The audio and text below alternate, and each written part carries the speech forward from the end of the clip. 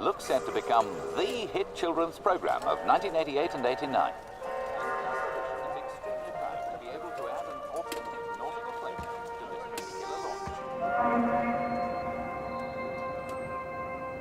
The year was 1986.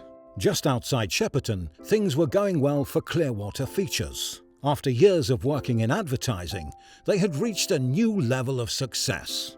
Following their work on the first two series of renowned children's favourite Thomas the Tank Engine, key figureheads Robert Cardona and David Mitton were now looking to the future. What would their next project be? How could they top the adventures of talking steam trains?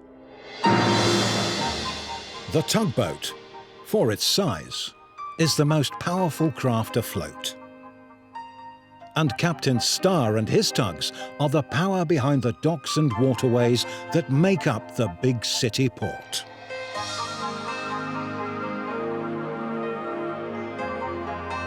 This is Tugs, a big retrospective.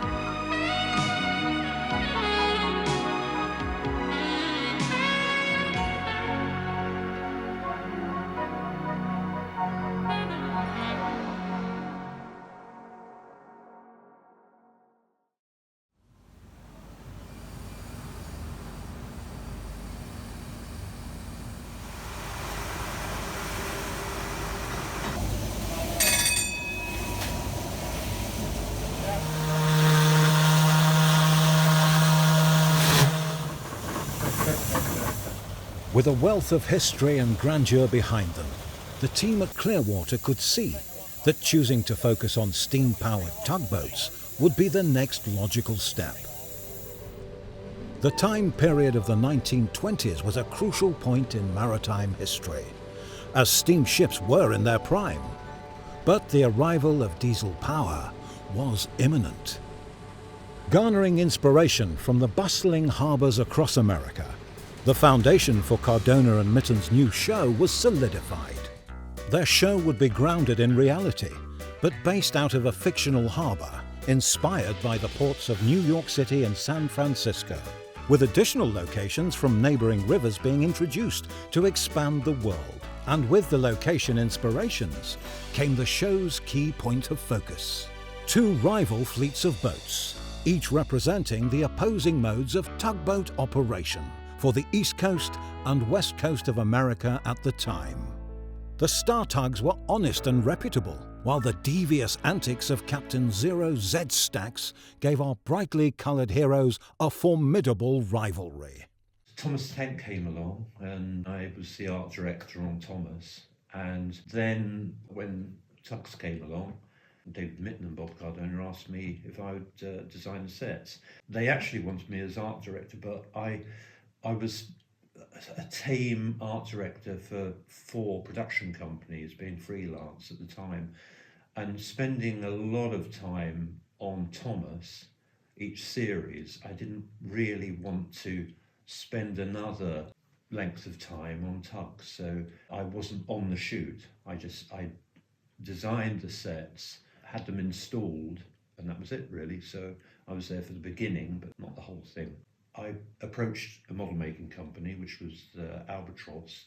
They were in Hampton Wick, just across the river from Kingston upon Thames, and presented them with the drawings and the plans, and they set about making the structures, the quayside, the buildings, which were made in marine ply and had to be resin coated for duration really. Well, I first got involved through Bob Galliers. He approached me to make all the waterproof sets for the tugs, and we liaised together whilst he was designing the sets. I was mainly involved with the continuity of all the buildings, construction of the buildings, the materials the buildings were to be made of. So my main responsibility was to make sure that all the sets were made of the correct materials and to the correct specification of Bob's artwork. I had a lot of reference from David Mitton and Bob Cardona. They went to New York and took lots of photographs, had a hell of a lot of reference on the the comings and goings of tugs and the quaysides and whatever. So, and that's basically the reference I used. And of course the bridge, that was, I think, the Brooklyn, based on the Brooklyn Bridge, I think. Yeah, the slipway for Sally the Seaplane, those places actually existed. So miles apart, but of course condensed to fit into the tank of on T-stage. It brought the workshop together, because usually in a large workshop like mine, we were working on different projects, but this brought all the team together as one team. It was A.J. Smith, he was working on it with me. He reminded me the other day that there was a young girl that joined the team, and how we made the bases to go in the tank was made them from specially manufactured marine ply, and then we coated it all, soaked it all with fiberglass resin, thin, painted on layer that went off hard as long as the hardener was in. But this girl always forgot to put the hardener in, and therefore we were left with pieces of set that never went off. So we had to wash them all down with thinners, start all over again. But she did that 3 times. She forgot to put the hardener in. My father at the time was working with Clearwater Productions doing their TV commercials, and he was working, I believe, on a Lemsip commercial with lemons at the time, with Clearwater, and they had little model lemons. But I said that I really wanted to get into camera department. He said, you should go and speak to David Mitton and Bob Cardona at Shepperton, because I know they're crewing at the moment, and maybe you can get in there. So I called them up, I went in there to see them. My father got me the door opened, but it was down to me to sort of sell myself, if you like. And they said, well, Terry was in tomorrow, if you want to come back and meet the cameraman, Terry, he'll be building the camera rig. And there I got on with Terry straight away. We had a sort of geeky knowledge of cameras. He knew that I was a photographer. He was, loves photography away from being a cameraman as well. And we just sort of found this synergy, and I think he straight away said, when can you start? And I think the following day I was driving around picking up bits to build the periscope system for tugs. Terry's plans are like something I'd never seen before. He was doing a motion control rig, very early days motion control rig, so he was quite pioneering in that respect. And he was an absolute wizard with the electronics, and he would have all these schematic diagrams, and he'd say, we're building this today, and I would look at it and go, just tell me what you need, and he'd send me out in the car to Brighton to pick up a load of plugs from a company or anything, and then I'd come back and I would sit there for probably 3 months. I sat there just holding little bits while he soldered it, and then we'd wade out into the tank, and we'd put it all up. We did have water in the tank because it had the condensation. We had to make sure everything worked with water. So this scaffold rig got put up, the camera got built. Took about 2 to 3 months, if I remember, to get it sort of up and running. And there was a lot of pressures and a lot of things didn't work, a lot of testing. But it was great to be there right at the start and the concept of it all. And then, at the time we had all David and Bob's sort of real creative sort of flair coming through as well. So it was a real pressure to get this thing built because we had to make it work for day one.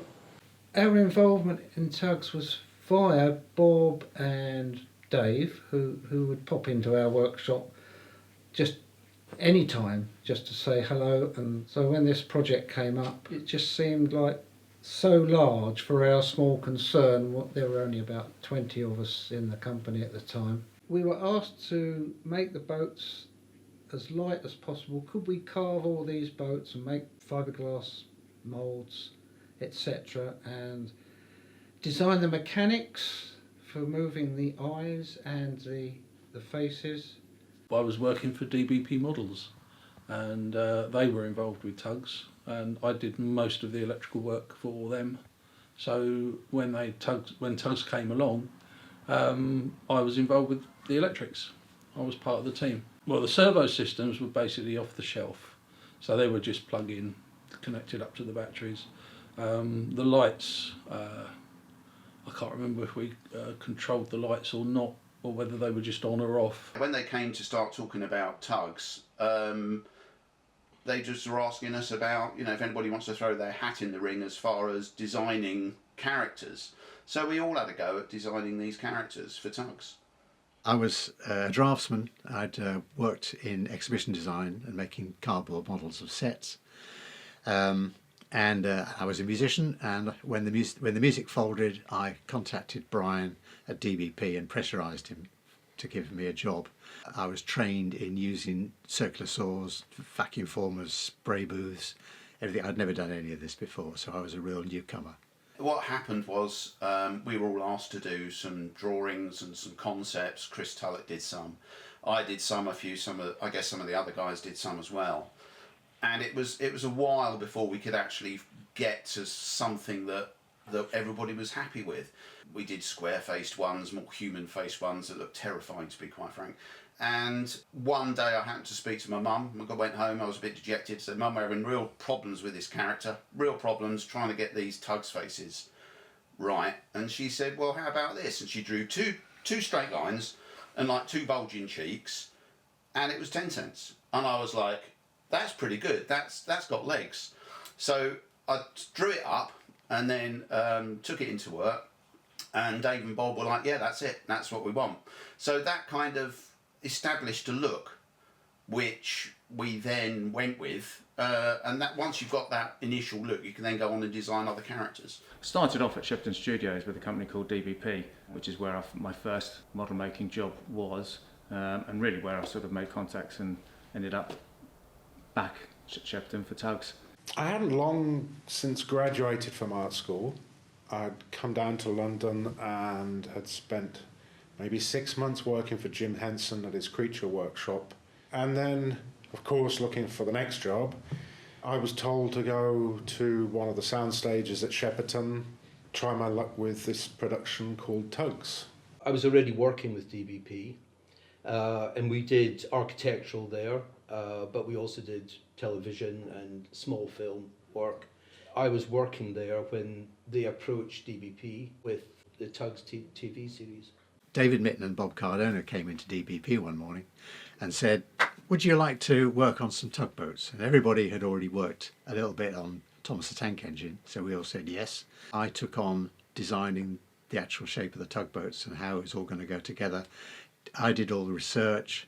I drew up all the characters, deciding which each character was going to look like, what superstructure was going to be. Things like Zoran's hat was designed at that point, all those sort of things. Not the actual faces, they came later.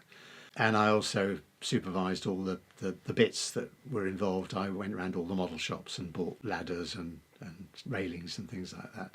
We actually designed and built all the tugs. We had references, of course, sizes and what they were supposed to do. They were starting the development work for the hulls, doing the original hull patterns in wood, and then doing glass fibre moulds, taking out glass fibre casts from those moulds. I remember we managed to get one stuck in the mould and couldn't get the moulds apart, and it had to be physically cut in half to get it apart, and then had to be all started again. I actually carved the hulls. I'm basically a pattern maker, engineer's pattern maker, which is carpentry. So I carved the shapes of the hulls from which other people took over and made fiberglass moulds from. And I started off by carving Sunshine and 10 Cents. I may have even taken both those boats off the same hull pattern. We had a book called On the Hawser, which I believe a lot of the stories in that book actually made their way into Tugs itself. But there were lots of photographs of like 1920s tugboats and stuff like that. Lots of detail, lots of operating details as well, actually. And so the boats themselves were pretty much accurate representations of the real thing, switches and whatnot. We had a pattern maker whose name I don't remember, who made all the hulls. They were absolutely beautifully made wooden hulls. And we took fiberglass casts off them and cast them out. I think there were 4 different sizes of hulls initially. So then we'd start off with the hull, then we'd fabricate a perspex superstructure on top. And all the details, I think a lot of the details we got from Addleston Models, which was a model shop round the corner, and they did like little brass portholes and for, you know, serious boat modelers. So we got a lot of that sort of stuff from them. Also, I remember now that all the buffers, we had trouble with the buffers, so we bought them from Addleston Models, and they just didn't look right. So I think Brian had knew a lady who was a great knitter, and he said to her, "Could you knit all these buffers?" You know, and so she did. So this lady knitted all the buffers for the dressing around the side of the boats. So there were certain characters. Obviously, 10 cents was the first one. I built 10 cents from scratch, and building 10 cents was how between me and David Mitten came around to the appearance of the tug, because I originally had wood boarding around the superstructure, and we adapted that as we went along, and then the colours came out, the yellow and the reds and the maroons of the Moran. The other thing is, of course, his whistle was going to feature much more heavily than it actually did. Chris Lloyd made a much larger scale version of it, and I think the idea is that it would be like the conscience, and would tell 10 cents when he's doing stuff wrong, or, you know, he would feature a little bit more than he actually did. Well, he didn't feature at all, did he? He was just like not there. Yeah, there are a few concepts. There was a guy called the Smoker, who was a dredger, and he was based on Telly Savalas, who was the New York cop Kojak, and he's like this big tough guy, and he would have been a great character, you know, running around big city cleaning up the waterways. But I was really looking forward to getting involved with making him and having his buckets working and all of that. That would have been marvellous. But yeah, he never actually made it into any scripts, which was a shame. There was the Delta Queen. The Delta Queen was an upriver paddle steamer, and she kind of was getting built, and she turned into OJ. OJ became this old man, if you like, whereas before OJ was originally going to be a kind of Zip type of character, like a Star Tugs flash wide boy kind of character. But he changed into this old man, and then it was like, well, if he's an old man, he could be a side paddle steamer, that would be great. So Delta Queen disappeared, which was a shame. It was an era of rapid change. The steam engine tugs were in their heyday and were gradually replacing the old sailing scows, which were not as powerful nor dependable. Even so, steam in its turn would shortly have to give way to diesel. Ah, yeah. Boy, diesel tug, eh? Yeah. Conspiracy theories abound. Diesel tug was going to be this character in the background who, during the course of the series, would start off as a keel plate and then become a finished boat. And of course, diesels were the death knell of steam. So he was going to be a threat. He was a threat in the background of the whole series, but it never emerged as just more than this background thing. You know, there's this thing on the docks there, you know, in Lucky's yard. But that was the initial idea. There's the threat. There's the future, boys. That's what you're going to be dealing with. So 10 cents I built. Sunshine I designed from scratch, including the face, but all the other faces were Paul Knight. So he did all the work on sculpting the faces and bringing the characters to life. So yeah, we kind of had a tug or more each. I built Zoran. Chris Lloyd made about 3 tugs in the time it took me to make one. I remember him making Warrior and Big Mac, because they were identical models, more or less. The older boys made the more important characters, but Chris gave me Zoran to build, and I didn't realise he was going to be like the main villain, so I was quite chuffed about that in the end. I remember building Hercules. The only reason I remember that is I came across a newspaper cutting a while back, and it was a very, very young, very, very skinnier me holding this boat that was obviously being built, and I was like, that's a bloody big boat, which one's that? And of course it was the only one with the hull large enough would be Hercules, and boom, that's Hercules. I'm pretty sure that I built Hercules, yeah. The problem is time eradicates your memory, and you need to be jolted to remember things, perhaps. So it's a difficult path to tread for me, but I certainly made Grampus, and I'm pretty sure I made Zug, and I'm pretty sure I made Hercules, but more than that, I just can't remember. Billy Shoepack, you see on Billy Shoepack, there's like a little extra board that says Billy on it. So after the model had been built, we had to add a Billy on top. So you see on the side of Billy, he's got this little extra Billy plate above his wheel. So I made him as well. I think I made him on set after we'd started shooting. So he was nice because he was a nice solid model. He was very tiny, one of the shortest tugs, but he was quite simple and rugged. Then we made some other sort of secondary characters. I remember making Frank and Eddie, the railway barges, for instance, and the little pilot launches. And 4 or 5 months I was at DBP. They might have started before I started there, but it was a few months making the boats. I made some small sailing dinghies as background. No electrics or anything.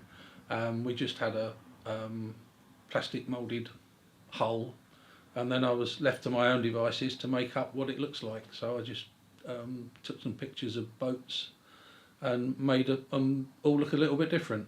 I had a sketch of the sort of thing they had in mind, and it certainly wasn't a modern seaplane. So I looked across at Saunders Rowe, who used to be based on the Isle of Wight, and they were big on designing and building various seaplanes during the 20s and 30s and 40s. And I saw this lovely seaplane, a twin-engine seaplane, which was developed into an amphibian, which I thought might be even better. So I worked on those lines, and I just made a few simple changes to it without destroying the character. And that's how Sally came about. I drew it up, carved it in lime, and away we went.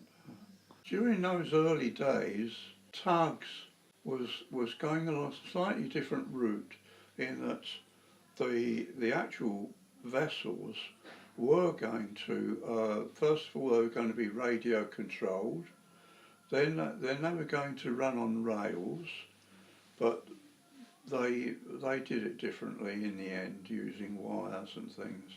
Then, of course, the main thing was how do we get these boats to move, which became a massive issue. Originally, they sat on radio-controlled chassis that were trundling along underwater with a big bell housing over the motors to protect them from the water. We were asked if we could actually build these things and they would be on water. Well, this is a major problem. Small boats on water, the only thing you can't scale down is the water. By the time the trolley went over this bit of grit, the boat would be like that at the top, and it was just it just wasn't working. And also they found it very hard getting the boat to repeat the same movement. It was like trying to, if you've ever used a radio controlled car, if you try and get it to stop in exactly the same spot over and over again, it's practically impossible.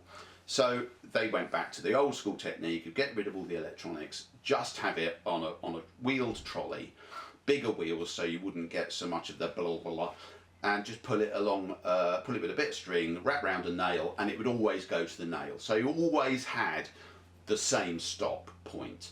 Running under the water, which were out of sight, of course. Waterproof trolleys, which had all the mechanics in, with umbilical cords, and along the way, of course, we had to say that because these trolleys were so small, they had to have a perfect surface to run on. The main sort of circuitry that I built was when the boats were first built and they were free floating, they tended to bob about too much. So we had to come up with a system where they looked a little bit more realistic on the water. So we came up with a trolley system. So they were built onto or fixed to trolleys that ran under the water. which obviously had to be waterproof, and they had motors and steering, forward and back and that sort of controls. And I did a lot of the circuit design to control the trolleys. We had this huge steel tank built with an absolutely flat bottom so that the trolleys would run smoothly. So you could pull from one direction and have the tug would go towards the pulley while you were out of shot pulling in another direction. And that's generally how the tugs moved.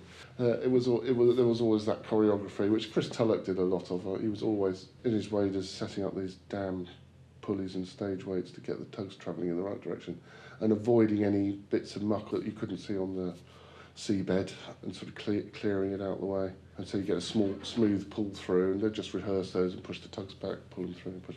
Also, these boats had bow waves and kind of wakes and all little mechanisms for doing all that. I don't know if that carried on all the way through the show. It was always great fun to work on. I mean, I can't remember how many months we worked on it, but I was involved in tugs for quite a few months, and it's always fun going into work. It was always fun. I'm lucky I've had a job where basically I looked forward to going to work every day, which is not many people can say that. Once we've established, as I said before, our character design, it was then just putting their faces on practically real boat wheelhouses, if that makes sense. So I've got some sketches here. This is, don't know if you can see that, sorry. That is Top Hat. And we have Zach, and we have Zip, and we have all these. So we'd start off with sketches like that would then be approved, hopefully. And then I would do a plasticine maquette. So it would be very similar to what you'd see on screen, but a little bit rougher. So we'd do a plasticine maquette of the face. We would, that was then approved, we would take a cast of it. That cast would then be cleaned up and made into the polished the kind of face that you have now, which is young Zoran there. And then they would go off to various different people who were ever making those particular faces to sculpt. So Michelle Jones obviously sculpted a load. I think everybody put a hand in sculpting these faces because there really were quite a lot of them. It was more than one person could do. And I'm not a particularly good sculptor, so, so that was that.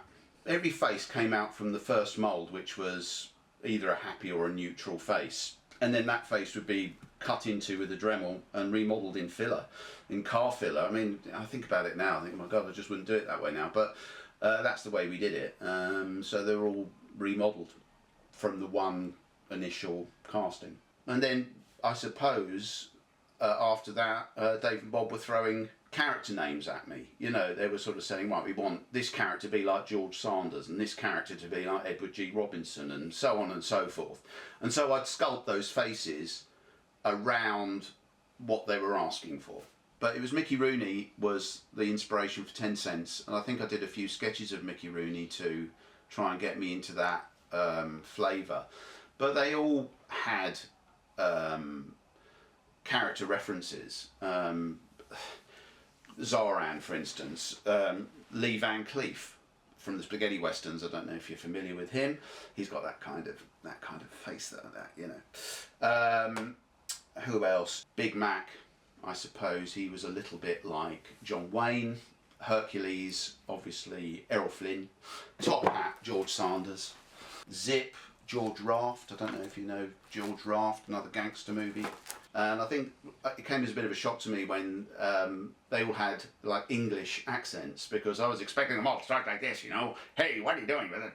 You know, but it just didn't go that way. But then as new characters were needed as we went on, we built a lot on set. Like Johnny Cuba was a tramp steamer, wasn't he? I think I just sculpted that one face that's just made out of car body filler. Or Bonder filler, we used to use sort of lightweight filler. We used to have various boxes with the different character faces, the different expressions in a sort of selection, so that if Chris or somebody came in and said, oh, we need Zorro's angry face, he'd be able to reach for the box and grab his angry face and it'd be straight out on set. So Fire Tug was a background character. It was like don't spend too much time on him, so I didn't. He was literally a half-round piece of pipe for his face with a nose plonked on.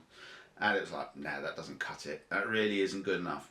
So we got a Big Mac face and carved a great big cleft in his chin and gave him a bit more baggy eyes, and there you go, Fire Tug. So Fire Tug is actually kind of related to Big Mac. He was definitely a last minute character. Yeah, we hadn't really, you know, it was one of the last ones we did. Yeah. He'd start off, that's right, he'd start off that way up, the right way up, and you put a box round him and back out the eyes with a bit of tape so the rubber didn't go down, so you'd box him round and fill him with rubber, and then when that had gone off, turn him upside down and expose the back side of the face with the tape across the eyes, and then backfill with the rubber, and that would make the back.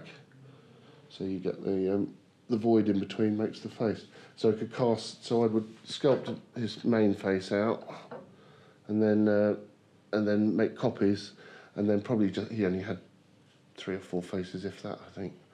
I think he just had Mad and Madder and Happy Mad. So I'd alter them with a Dremel and a dental burr or whatever, and filler, and just sort of make rigid alterations to make the few faces. Like the Thomas the Tank Engine faces, really, but with bigger and more elaborate, to have the cylindrical eye mechanism rather than the 2 balls for Thomas. Day to day, it was, as I say, being a clapper load, it was looking after the film stock, keeping the film stock, making sure there is enough film stock, and making sure you're using the right film stock, making sure the cameras work, everything fits together, nothing's going to break. Because when you've got a lot of people on the set, it's like with all films and TV commercials, if you've got a lot of people on the set and something goes wrong, and it's just down to like one cable snapping, or that's a lot of money wasted. So you do have to make sure everything's in tip-top condition, have spares of things, and that's what part of being a camera assistant is. It's not just putting the clapperboard on, it is getting all the little details and having second and replacements of stuff, and as I say, making sure there is enough film stock, because that's probably the worst case scenario, is to run out of film and turn around to the director and say, I can't shoot this, we haven't got any film. You don't want that scenario. With Tugs, we didn't actually do the clap because it was mute. They were always put on a voiceover. So when you're a clapper loader, when you put a clapperboard on, when there's no sound, you never clap it. Because what happens then, that means the laboratories, when you have the film developed, are then looking for a sound take, because they're looking for sound to sync up to that rushes. So the worst thing to do as a clapper loader is to clap the board, because there is no sound, and then that will slow the rushes process down. There'll be a report the following day going, where are the rushes, and they're still in the lab because they're looking for this, waiting for the sound. So you always keep the board open, never clap it, and you always hold it up, and you always write MOS on the board, which means mit out sound, German word, mit out sound, which means MOS, which means no sound. So when you shoot a lot of the scenes, I can't remember what speed we used to shoot the explosions and the slow motion at, and with fog as well, and water. So when you're low to water and you shoot at a normal 25 frames a second, it actually looks like a model. If you shoot it in slower motion, you get more of a ripple on the water, slower, which makes it look more realistic, because that's what water, if you look at the sea, it goes up and down, up and down. But when you're in a small scale, it all sort of flutters, which gives away the fact it looks sort of miniature and not very nice. So we shot a lot of things at 48 frames a second, which is double film speed. Because on feature films you shoot at 24 frames a second. We were shooting 35mm motion picture stocked, so shooting it like a feature film really.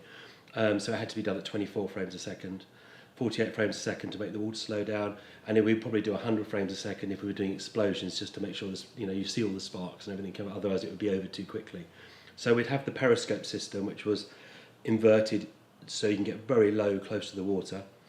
You needed a lot of light, because once you have a periscope it uses up more light, so therefore it got very hot on the set sometimes, very steamy. And then sometimes we'd have a second camera, an RE3, which would do high speed, so we'd have that maybe crossing across the tank to shoot the close-ups. So the main periscope would be there. We'd probably have on the stunts like explosions, we would have another camera at the side which I would sort of turn on and switch off. T stage where we shot it was an old boiler house. It was a small stage, a large shed, and with the tank built into the floor of it. And next to that there was a little sort of maintenance garage attached to it, and that was our little model shop. Jeremy King and Chris Tulloch had obviously worked for DBP while we were building the models, and when photography started over on T stage, they left DBP and went and worked for Clearwater. So as such, I would go over every so often and just see how they were doing, and what was going on. Obviously, had an interest. But I didn't really go over to the set for any particular reason. I didn't go over there because I was working there or anything like that. I had no real reason to be there other than to see my mates and see how things were going on. But yeah, it looked like a lot of fun. You know, they're all wandering around with waders and getting covered in muck and water and dust and explosions and stuff. They all were having a good time. Basically, we were set up on one stage. We had a small model workshop to one side of that stage. The stage was completely surrounded by a backdrop of clouds and sky. It was kind of a crazy set because it was just one massive tank of water. At the sort of entrance side where the backdrop overlapped itself, Big City itself tended to be at the back of the tank and kind of stayed there. That tended to be where the camera crew were, where the monitors were. It's where we kept all the faces and things like that. So that was kind of like the control area. And then at the far side of the set was the spillway, the horizon. We then had to organise all the equipment around the outside of this water tank. And we probably only had maybe a metre at most, metre and a bit maybe, between the water and the backdrop. So not a lot of space to do all that equipment. So really on a daily basis, we were getting things set up to begin the day. We were getting things tidied up to keep the area as clear as possible. And then we had to get the radio control stuff out, make sure that was all charged up from the night before. So it was really equipment checks and making sure the stage was, organised, tidy, things like that. You got the odd one that would stand out. So things like, like the log jam and stuff that we did. There were certain things that were a little bit more, I suppose, a bit more creative rather than just putting in loads of different props. Munitions, again, was it was more involved. There were more things to put in place. Although we still had the quaysides, it was nice that the quaysides were kind of empty to start with. They didn't have loads of buildings on them. We were responsible for sort of maintaining and running the tugs. The other part of it really was I suppose you into acting really, because all the tugs had a character and had to follow a script. So we kind of split the team really. So there'd be some people would be doing the sort of the maintenance, prepping the tugs each day, whatever was required, and then the rest of us would be actually out on set, setting up the moves, setting up the sets, preparing those, dressing them, and then when we actually came to shooting, would be with the radio controlled, actually acting, if you like, through the tugs and all their expressions and their faces. And subsequently to that, I worked on feature films. It's all very serious. This was, I wouldn't say we were unprofessional, but there was a lot of japes. I think when you work work with the same people for a long period of time, it's like being at school or college. It's like college banter. You're just chatting, you talk about other things. Even while you're working, you talk about something else. So it was very relaxed. Bob and David fundamentally got the right amount of crew, a professional-sized crew. So what would happen, everybody would have their own individual jobs, and you have to do that job really well. Once you've done that job really well, you can mess around. So you can't be one of those people that messes around and then you make mistakes, because then you wouldn't be there and they wouldn't have suffered that. So I'm really proud that they got the right amount of people in. They treated it professionally, and we all had this sort of fairly good time, and we all got on really well. And it was really interesting watching other departments, because the first time I'd ever worked with model makers, and they were a talented bunch and what they could come up with, and then you'd work with people that Bob and David would come up with the concepts and the characters, and you just think this is great. It was and because I was in there so early, I really understood what David and Bob wanted, and because they were so passionate about it and so creative with their ideas, and I thought, this is crazy, but let's just see how it works, and it did work. It worked. I think the sort of the fondest, or I would say the fondest, but the funniest part of it was the fact that the challenge of working in water all the time.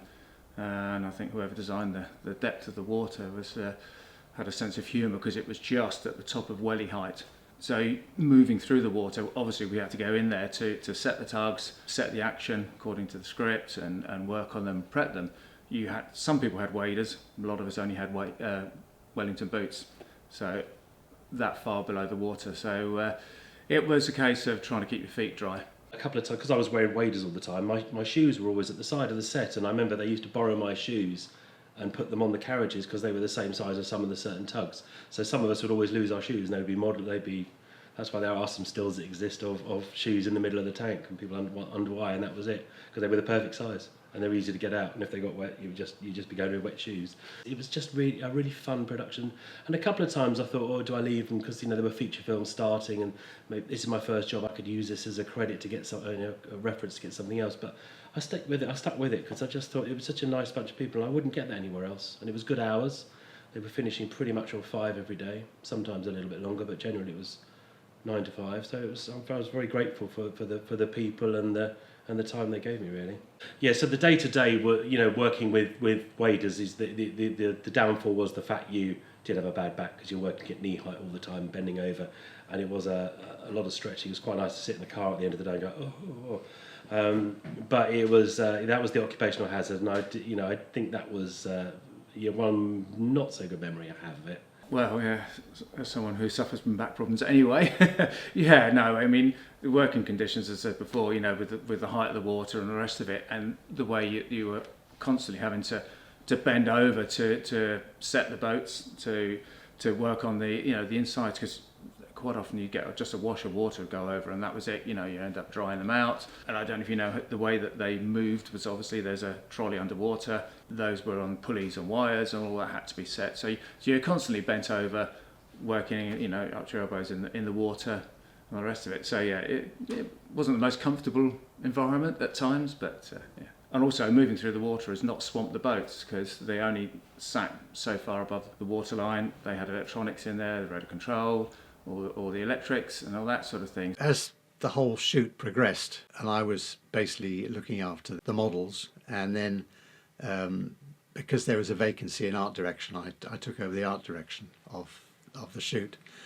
And I was working through the scripts, and one day I found the script of High Winds, and I read through that and realised that we couldn't actually film it because the original story had 3 liners jammed in the estuary. There was no room, the tank was too small, the liners are big.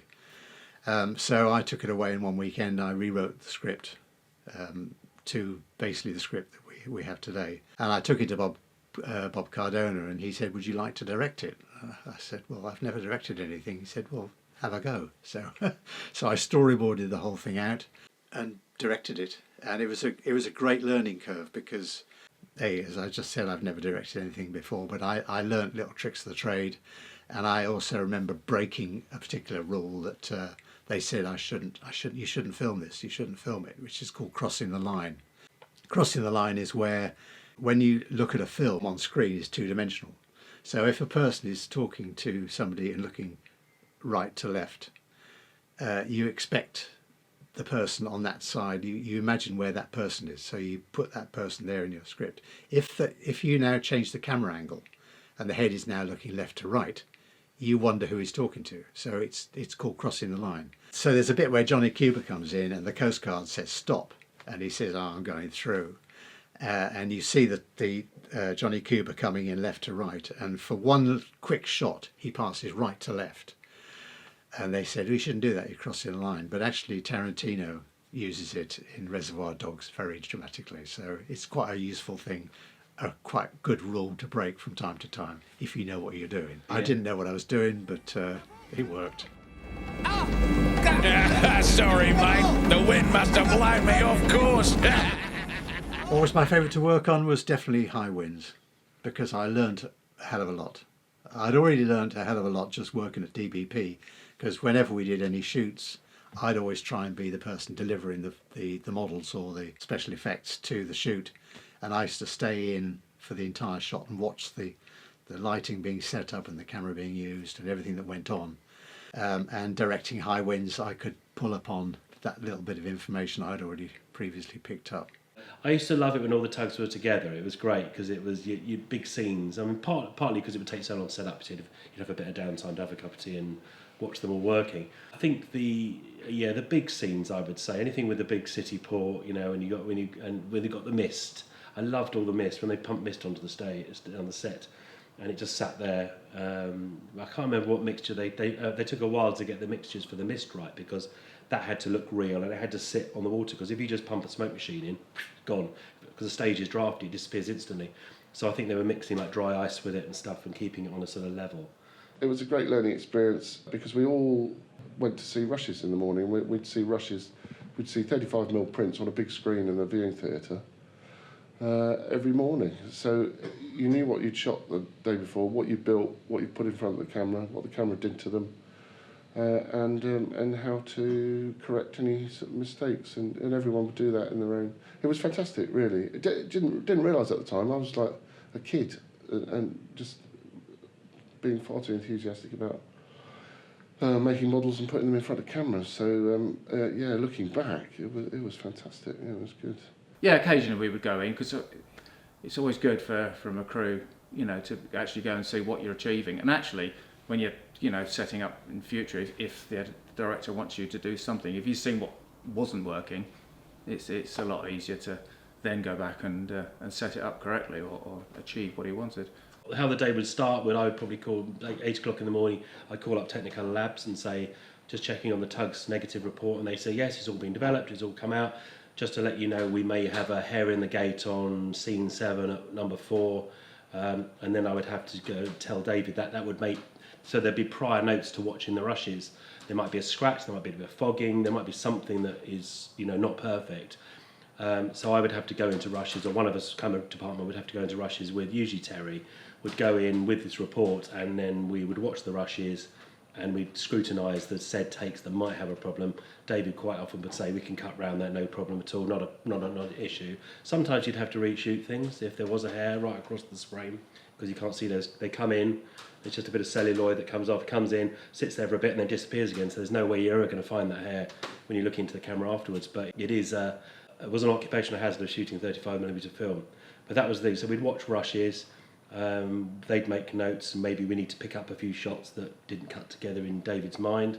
That would probably usually be later after Chris Kelly's edited. He would say occasionally we'd have to shoot maybe a puff of smoke coming off something, or we'd have a ripple of water just to cut away because scenes weren't cutting properly. So there would be the odd random shot we'd have to do. But yeah, the rushes were give you an insight on what it was going to look like, and they didn't have any colouring on then. They didn't have any sort of there wasn't really post-production in those days. But once you see the end product, they've obviously colour corrected, matched it, put some contrast in it, and it looks a lot more slick. It was shot on 35mm film. It was viewed in the Shepperton Viewing Theatre like a real movie, and it looked like a real movie. I mean, the film footage was just stunning, really stunning. And I remember one particular day, I just watched a movie called Lucky Lady, which has got tugboats in San Francisco. I don't think the movie's about that, but it's got tugboats in San Francisco, and I watched it the night before, and I went into the viewing theatre the following morning and realised that our tugboats looked almost as good as the real thing, especially when the waves were right. When any of the filming that I did, I always made sure that there were teams of people on blowers blowing the water, so you got those cat's paws of water that you get on real water, because without that the water does tend to look a bit heavy, a bit sort of mercury-like. So I always split it up as much as I could. So that's why a lot of my episodes have got smoke blowing, because there's wind on the water. Tugs actually move quite gently. I mean, they do rock from side to side, but usually they're as solid as a rock. They go up and down a little, but they're big, heavy boats. As the boats were in water all the time and they were radio controlled, inevitably water got into the system, so there was always need for them to be taken out and dried. The servos, the receivers, the transmitters obviously needed batteries charging. That was my main function there. It was imagined naively that the bottom of the tank would be smooth, like a billiard table, like an ice rink. Of course, and then you put dyed water in it, you can't see the bottom, so you can't see if it's full of gravel and dirt and dead mice. And it certainly filled up with rubbish very quickly. Obviously the water was in there for a long period of time, and I think over the period of the shot we might have emptied it once or twice and refreshed it. Unlike a swimming pool, I don't think it had any filtration system or anything like that. So yeah, it did get pretty scummy on the bottom, really. Obviously with the sets, you're dropping stuff in there. With a lot of explosions, you're getting debris and that kind of thing. So yeah, it did build up a bit scummy on the bottom and what have you. So I got through several pairs of waders, because sometimes the darn model makers would leave nuts and bolts or something would drop off, and you can't find it in dark water. So you would occasionally be walking over things and you go, "What's that?" And then you suddenly feel your foot get wet and you ripped it on something. But there'll be something. I mean, usually with me it was my clown feet kicking things, and there was lots of cables underneath the water, so you had to be really careful where you stood. And a couple of times I remember, you know, Ross and Chris shouting at me because I'd gone in with, because I was the last one in the tank. So when everything's set up, ready to shoot, Giles go in, and I'd go in and I'd switch the camera on, put the clapperboard on, switch the camera off, just so you got that shot logged, and then I had to get out pretty quick, and then they have to let the water settle. And so, I mean, we did actually in the end ended up doing it on a long stick because I think they were getting fed up with me wading out again and tripping over stuff. So I can't remember who came up with the idea of a clapperboard on a long stick, which kind of did save a lot, so I could go around the edge of the tank and do it. But you know, there were things under the water. Yeah, I'm sure there were mice because it's a film stage, and you know, there's always things, moths, mice, whatever, falling into the tank. They levelled it very carefully when they built the tank. I remember them building the tank, and then put an epoxy surface on it and tried to make it flat. But yeah, they bounced around and they hit debris on the floor. And that's one of the reasons it took so long to do, because the camera's so tight on everything. Every little bump showed up a lot. I think my favourite character, a bit of a random one here, was the Izzy Gomez, the banana freighter. When that came on, I just thought that just summed up Bob and David really, because it was this sort of crazy, wacky character that was, and we didn't see it coming. And I remember the model makers thought it was hysterical when it all came out because it looked so different and it was so large, and the face was just like the guy was stoned. Hey, big shots, you towing the Duchess or something? What do you know about it, you South American heat junk? What I know, I sit around waiting for nobody to tell me. The Duchess, she come in this morning, suddenly everybody busy. A stoned Mexican, but I just thought it was great. I thought it was a wonderful character, and it was so different than sort of all the others. But I mean, I love the black tugs, you know, the Zebedee and the Zorans, and the Zorans. I mean, I liked all the tugs, especially when we lined them all up together to take pictures. Yeah, but I guess the two smaller ones were the ones I liked most. Characters I was fond of. I had a soft spot for Zoran, obviously. I think the Zeds in as a crew, I really like the Zeds. And of course Billy Shoepack. I have a soft spot for Billy Shoepack. I'll blow it apart for you. Easy, you'll all get through. I'll be blown to kingdom come. I had a soft spot for Top Hat as well. I liked the way his head went up and down. And I liked the way that the accent developed into this really posh, supercilious character. Oh, I say hello! I like Top Hat. I think he was a lovely character. He kind of stands out from the rest, I think. There's something about him, I think, that makes him more obvious. I couldn't have put it better myself. Mechanically, he could have more issues than the others, just because there was more to go wrong with him. So if he got wet or he developed, any other issue, it just took longer to fix him. So he was kind of more problematic than the others. But at the same time, he's a good character, I think. Oh, Grampus! Oh, I love Grampus. Grampus was me. I'm Grampus. I built Grampus, and I just like the idea that he was so different. Personally, I like the barges. I never got to see much of the tugs. They were all made by my brother out at Shepperton. And I was always based in Hampton Wick. I only went over to see the set once it was all put together. Yeah, I was fond of them all really. I particularly liked Sally the Seaplane, only because it was just fun. It was a bit more different, and the challenge of getting that to fly true and flat, straight through shot, rather than just some of the boats. Obviously, it was wires, but obviously planes don't fly in an arc, and we didn't have a track for it to run on. It literally was hung on a pendulum, so it tended to arc through the shot rather than coming through straight, which is always a bit of to get it to make look right.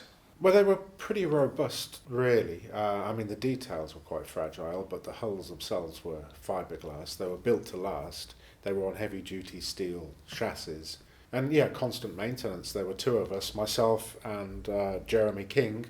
It was our job to make sure that they looked up to the job when they were on the set. Well, I didn't build very much, really. Most of my stuff was always on set, setting up, doing the operation of the tugs, So actually moving them around in the water. We used to set up their bow and stern waves. So we would get the pumps running at the front and back of the boat. So it looked like they were actually ploughing their way through the water. So we did more of the physical work in the actual water itself. There was one particular shot in Warrior, which I remember because it was scary, very scary. It's when the rope snaps. And we'd set up, the model makers had set up this bit of rope which had been cut so it broke nicely. And then the camera was turned on and it was something like 72 frames a second, or very fast. And it screamed through that roll of film. And we kept pulling it and pulling it, it wouldn't break. Kept pulling it and pulling it, it wouldn't break. And I'm thinking, this is a whole reel of film going on this one shot. That was quite scary. So it was good fun. It was a great relief to be able to say cut on that particular one. A lamp on a lampstand, which we used to have in the water, standing in the water. Sounds terribly dangerous, it wasn't. But there were lamps precariously stood to shot all the time. And it was very easy to tread on cables that were under the water. And so a lamp went over straight onto a zip. And of course the mast and the funnel and head and everything, they just got punched straight through the superstructure, which was with quite delicate perspex, and the hull, which was quite thin fiberglass, and it was just mushed. I know the hull was completely smashed, which was probably the strongest bit, and probably the superstructure. Anyway, I was sort of young and brave, and I sort of stuck my neck out. I said, I'll mend him overnight. And I think I glued the superstructure back together, and I moulded a whole new fiberglass hull overnight, and in the shed next to the stage. I only got as far as getting it in primer by the morning. I didn't even get paint on it. So I think I went home to sleep, and somebody else painted him that day. And I think there's probably, I can't remember any particular incident, but yeah, there were accidents where things fell off, the gantry fell off this, or a cable dropped down and took a mast off a tug. You know, because they were just, it was days before cable tied, so it was probably just like tied up with bits of string, or just those wraps, or, you know, just little bits. I mean, they did have cable ties, but if you're putting a new bit of equipment in, you would just sort of tape it up. And if that tape, you'd forget about it, if that bit of equipment stayed for a couple of days, the tape maybe would give way and then it would swing down. And yeah, I can't remember any incidents, but there would have been not just camera department accidents, but other people doing things and knocking stuff. And because when you have several tugs together, when you go in and you start moving around, I mean, people like Ross, they're having to wire in explosives into stuff. I mean, it's so easy to make a mistake or not move something. And then I remember Howard, the script supervisor, the continuity, would, you know, be on it, because if something moved, and if you did a shot and then you turn around and someone moved and they picked the tug up and they put it back and put it the other way, it wouldn't cut. So he was always on it with photographs and said, no, that needs to be over, that needs to be here. Jeremy and I were in the model workshop all of the time, and the other model makers were on set the majority of the time. Their job was to take care of the boats on set. Our job, Jeremy and I, was to take care of the boats off set. We were kept busy enough with maintenance of the boats and building of new props or additional set details, really. For an episode like Munitions, we built quite a lot of new sets for that. The factory set that was burnt down, the dockside set with the tanks, the fuel tanks that exploded, they were all built for that shoot. Probably about the only thing I remember of any consequence was probably the galleon, and I got tasked with doing that one. Well, I remember it being a Saturday that I had to do it on, because we were filming it on the Monday. The galleon was essentially a model kit, which was modified. So rather than being built from scratch, we started with a galleon kit, and then we modified that very slightly in various places, and then it was, you know, made up to look like it was covered in ice and things like that. You know, we were there with, you know, we did dry ice, and we had pyro behind it, we had lights under the water, you know, we were raising it up, and You know, I can't remember now how we raised that up, to be honest. But I do remember it being on some kind of rig on the floor of the tank, which we just slowly lifted it up on.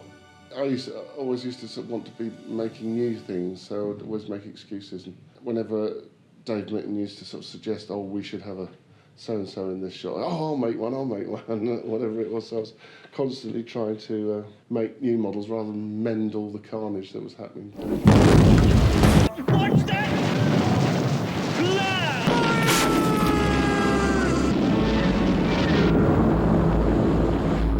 Dave Mitten loved it.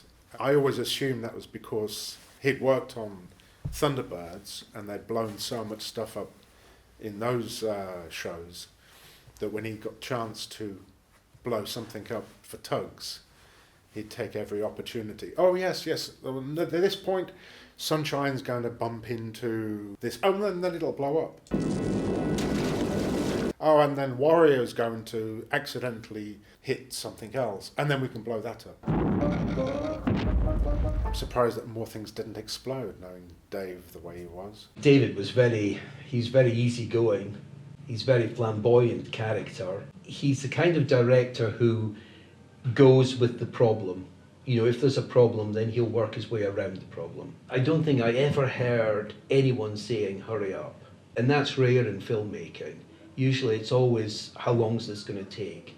How quickly can we do this? You know, etc., etc. And on Tugs, it wasn't like that. You know, we had a lot of time to set things up and get things just right. And once the set was built and everything was ready, then David would come in and we would shoot it, and it was a very easy set to work with. Now, we were quite a small crew, but I think if it wasn't 50% of the crew being called David, it was close to it. And to make it even worse was myself, David Greaves, and there'd be a David Eves and a David Eads. And this, of course, is the days before mobile phones. So if the phone went, it would be, oh, phone call for Dave. And then it'd be a reply of, which one? David Greaves. Say again, was that Greaves, Eads or Eves? And of course, David Mitten being the, more than likely, 9 times out of 10, the call was for him. Dave Mitten, as you know, was Thunderbirds technician, so it was his Thunderbirds episode. He wanted everything blowing up like crazy. And I remember bits of things. On one occasion, something went through the cyc, went through the backing, which was, you know, hefty canvas and paint, and some bit of plastic shot through with great enough velocity to punch straight through the backing. It was all safe, you know, we were all ducked out of the way and everything, but it was some good old bangs. Dave Greaves, and I think he remember making lots of wax fuel tanks straight out of Thunderbirds. What a 1920s dockside would have with propane tanks, I'm not sure. But we just blew stuff up for like a month. It was great fun. Well, if you're going to blow something up, you need to build it to blow it up. It can't just be a normal model. It has to be cut away in places, weakened in places. Maybe you have to incorporate charge boxes so that the pyrotechnician is going to be able to insert charges into designated areas. So some bits have to be strong, and the bits you want to explode have got to be weakened.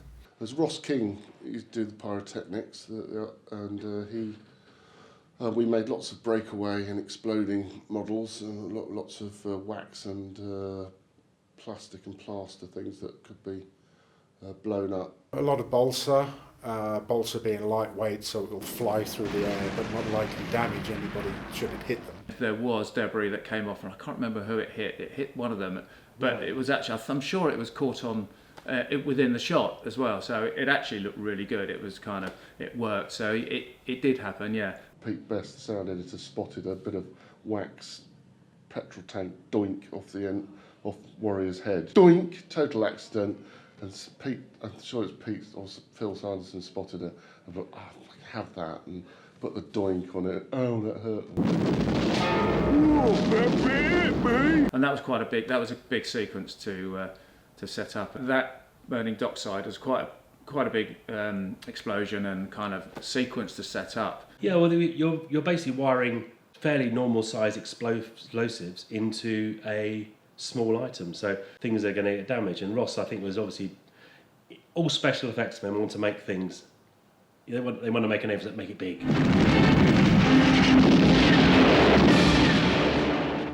That's what they want, and it's then a director to say, let's make it a bit smaller, make it more realistic. I mean, because you're working on such small size of a shoe model, anything coming off debris, even if it's a sort of bit of balsa wood, it can damage another bit of balsa wood, or a mast can come off and put in the window of another tug. You can't tell what's going to happen. But yeah, there were instances where I'm sure things got damaged. I know things got damaged. They blew up beautifully. Who'd used rubber dust and naphtha bursts to make little nice little fireballs. Oh no, it's starting to smoke! It's gonna go any second!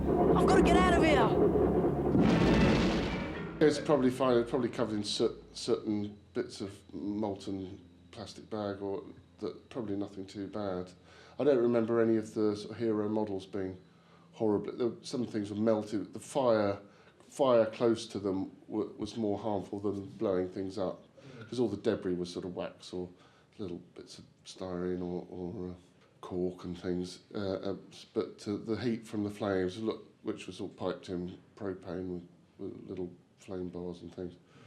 So a lot of things went a bit runny around the edges, but nothing. There was no drama like Zip getting smushed with a lamp. I must say, Ross was fantastic. I remember he'd talk to Terry Permain, the cameraman, and Terry would tell him, okay, I've got the shot framed, so we need to see an explosion happening here. I want to see a fireball about this height, and then I want to see a mushroom cloud of gas rising, and then by the time it's 2 feet above the set, it'll be out of shot. And Terry would overcrank as much as he could on the camera, because it was all at night. It was all quite brightly lit, but it was all at night, so Terry could get the exposure at high film speeds to get all the explosions looking good. And Ross was always able just to design his pyro stuff to do exactly what the shot needed. It was fantastic, but I think he was quite a chemist when it came to blowing things up and not just a pyromaniac. Hopefully you get it in the first take, but there is a chance that it won't work and you'd have to reset. So you have to kind of design it so that it isn't a total wipeout in the first go, and that there is some recoverable chance of maybe for the next day putting something back in place should the shot not have worked. As soon as it was all set up and ready to roll, A, I wanted to see if the shot went well, and B, I needed to see if the model performed the way that Dave Mitten wanted it to, and that Ross King expected it to, and that I hoped that I would have provided for them. I don't think there would have been anybody involved with the shoot that wasn't watching whilst we were blowing the hell out of the set for munitions. To a lot of us, it was really our introduction to filmmaking. Some of us had done small television stuff, commercials, things like that. So we were used to being on a set, but it tended to be very short, maybe 1, 2, 3 days at the most. Tugs was a different thing. We were on, and even nowadays, we would never be on the same set for 14, 15 months. So it was a very unusual thing to be on one set for that length of time. Well, it was a great learning experience for a young film technician, because we were building stuff to schedule. Well, the schedule just sort of went out the window, as Chris and other people will tell you. Everything took so much longer to shoot than they imagined at the beginning. They thought it'd be like shooting Thomas, but there's water in it, so it'll take a bit longer. I think it took 4 times longer, really. It took a month to shoot an episode of Tugs, really, rather than a week for Thomas at the time. I think at the time, Thomas took about a week to shoot an episode. There were 5 or 6 minute episodes, of course, for Thomas. And Tugs, we initially started shooting them as half-hour episodes. You know, looking back on it, we had a lot of fun on the set. It was quite hard work because there was so much to do with only a few of us. But then you couldn't get more people around it. Do you know what I mean? You couldn't have 40 people in there. But it was kind of slow going, and we just slowly built up the set piece by piece by piece. But yeah, it was good fun. Everybody got on really well. It was quite a confined space to have people together for such a long period of time. But everyone got on really well. I think because we were all so young, it kind of helped. Most of us were kind of finding our feet and what worked and how we would learn things. And we were learning from the older ones, and we really enjoyed it, I think. Sadly, I wasn't around right at the end because I had a motorcycle accident. I broke my collarbone late in December, and that was me done for the show then. It hadn't wrapped. There was some work to do on the final episode. I've got a feeling it would have continued sometime after the New Year holiday, but I wasn't able to get there for it, and that's probably the biggest regret. I didn't get to see the final clapperboard with the Tugs production wrapped.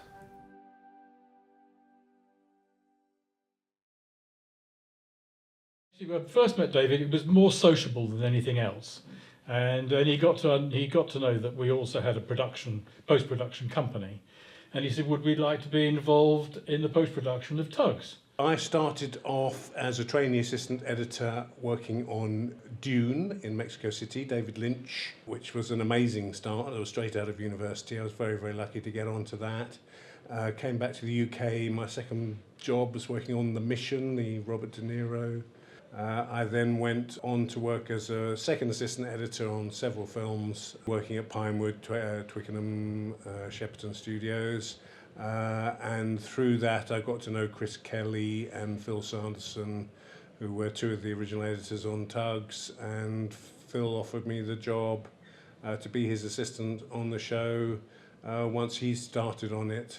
And we discussed the possibilities, really what he would like us to do.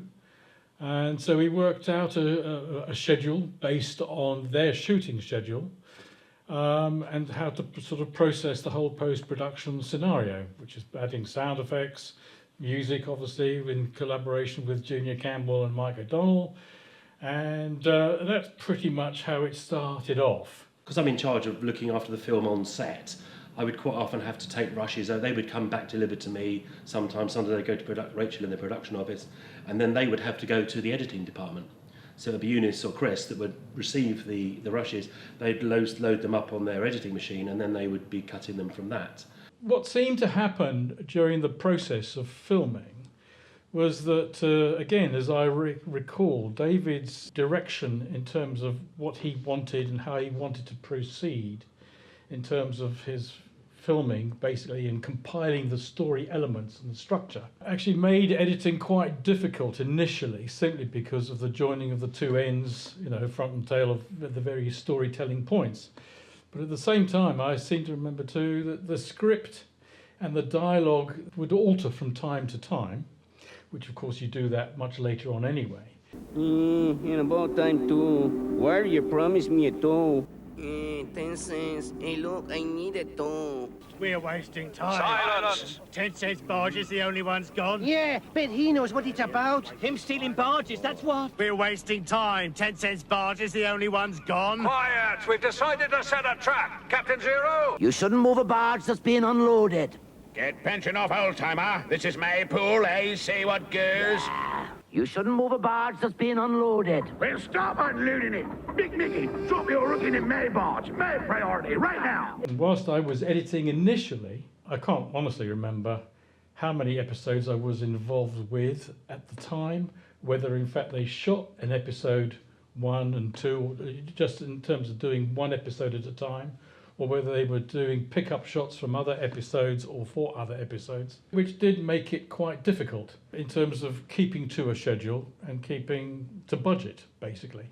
Certainly when we took it over, none of the episodes had been locked, obviously because they had to be a cut down. They were edited down to fit the new time slots. So Phil was very much involved with deciding what should come out in order to pace them up, make them more exciting without losing too much of the story or the character-driven stuff, giving it pace and rhythm. Boomer suddenly shuddered. Then, for no reason at all, his rudder jammed, full 180 degrees. The two tugs watched in horror as Boomer swung round in an arc and rammed Izzy amidships. Izzy was most surprised, but could do nothing to stop himself from moving relentlessly forward, ramming into the pier and severely damaging it.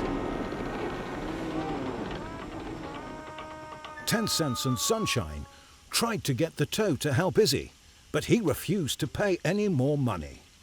I don't remember how finely cut the first episodes were at that point. I think there was a lot of... Phil had to go back and rework them, obviously, to bring them down to length. Not just the once, I think probably a couple of times, because the requirements changed as we were going along. When Chris and Eunice were involved, the episodes were still being made to fill the half-hour slot, so Phil would have had to have cut them down. Shooting in water, in my experience, always took much longer. It's not like Thomas the Tank Engine, where you can speed it up without too much of an issue.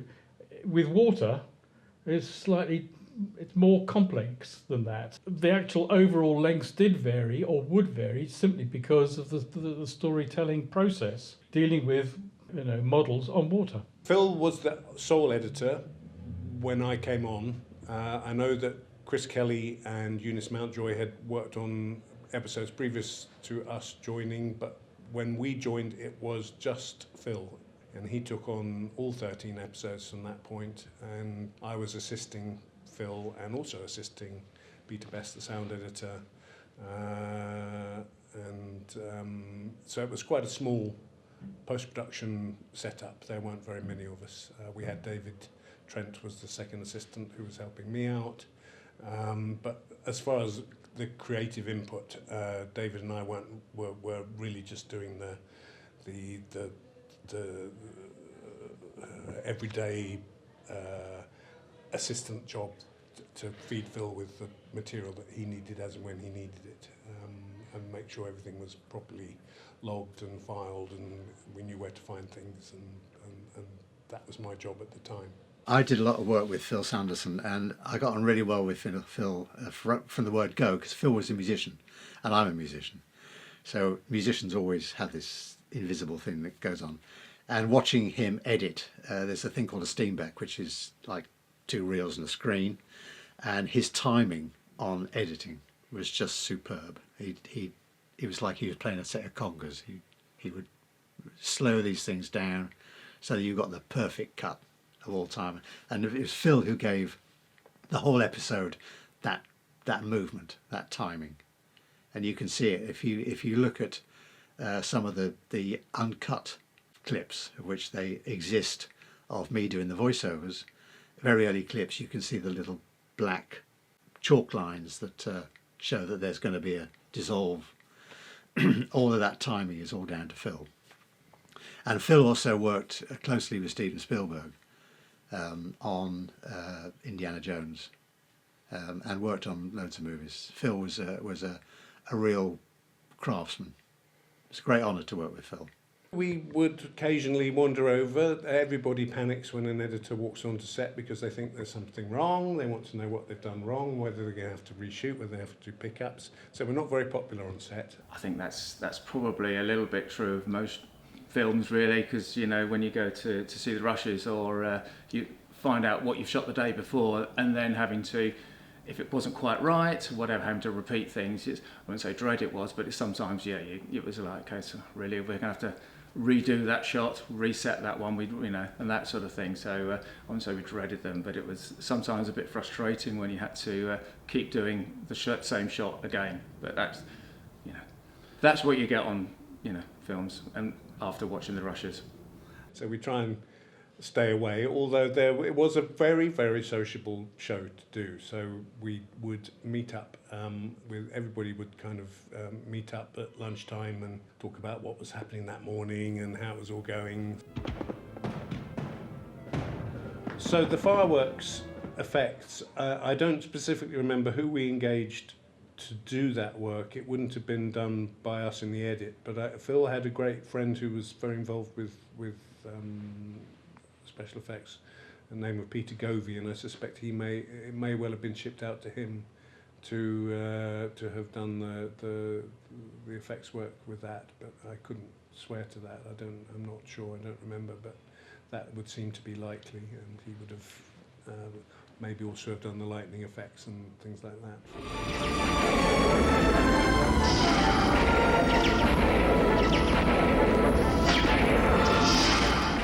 I also remember there was a lot of talk at the time, which I don't think anybody ever did anything about. There was a worry about how would the viewer be able to tell who was speaking at any one time, other than with the eyes moving around.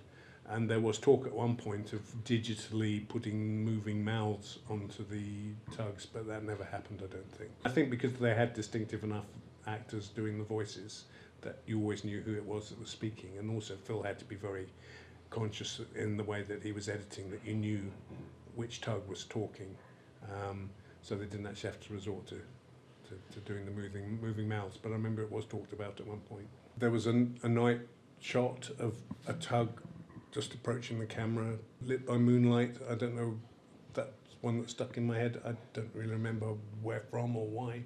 I always get very excited about going on set, and within 10 minutes of being on set, I can't wait to get back to the edit and leave everybody up to doing their jobs. And my time at on the production was, I think, quite short by comparison, to be totally honest. When Adam came on, then Eunice Mountjoy came on.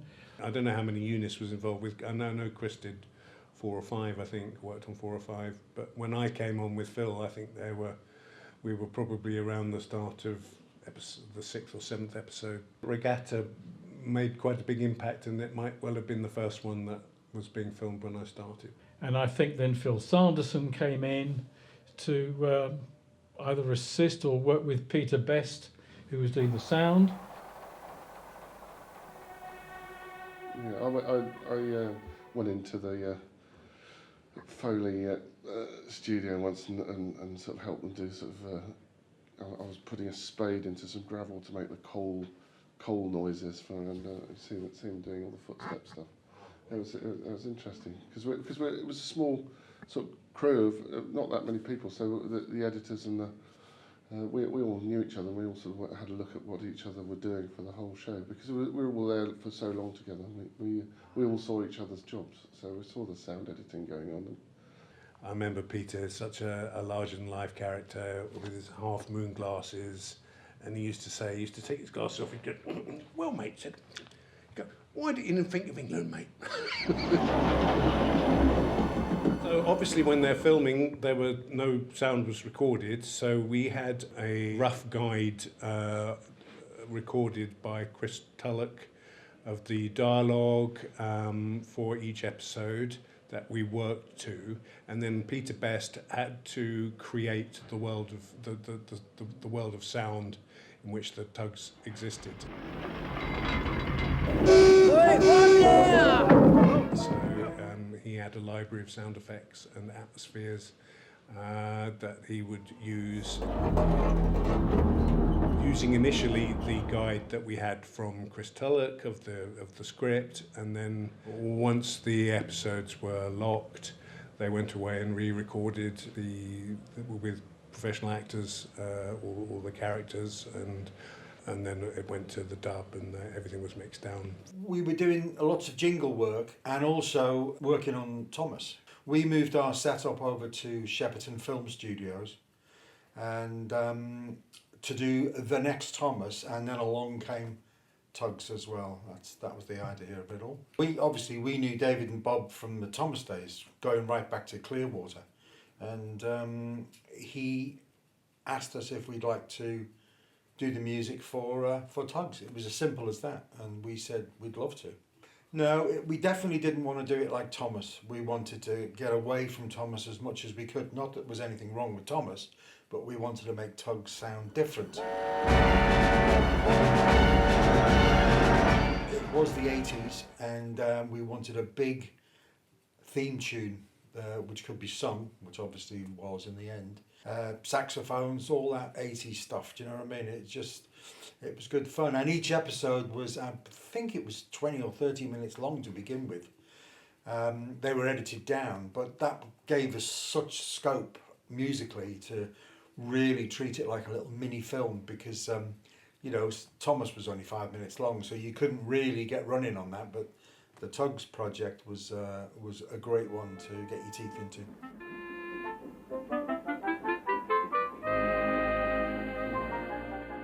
We'd get the films obviously from David, and we'd sit there and watch them for, you know, most of the day, and just plan it out really. Well, we need to, because we didn't want to have individual character themes like we did with Thomas.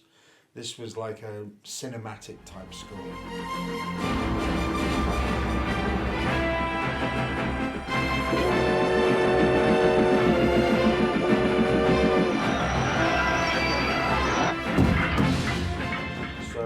Just making lots of notes, and we could do that there, and we could do something like that there, and then off we go, and we just get on with it. We'd already proved ourselves on Thomas with David, so the Tugs project, he pretty much give us a free hand, you know, this is what we're going to do, and you know, you can always redo stuff. I can't remember if we did, but it's never set in stone until it's all been signed off. So no, there was no real briefing sessions. We were just left to our own devices. It was just an amazing feat of engineering. So it didn't leak anywhere. There was never any water on the floor.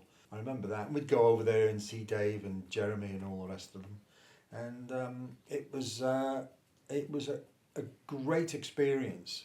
One that obviously wasn't going to be repeated again for various reasons.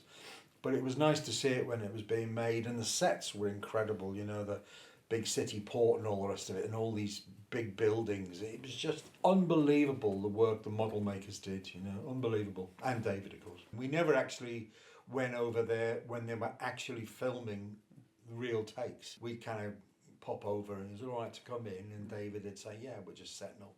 The one I keep remembering is where Grampus, I think it was called Pirate, he used to sort of dive down below the water, and it was all night shots. It was great to do the music for that, because it just helped with all the drama and everything that was going on. I've asked you! Get out of here!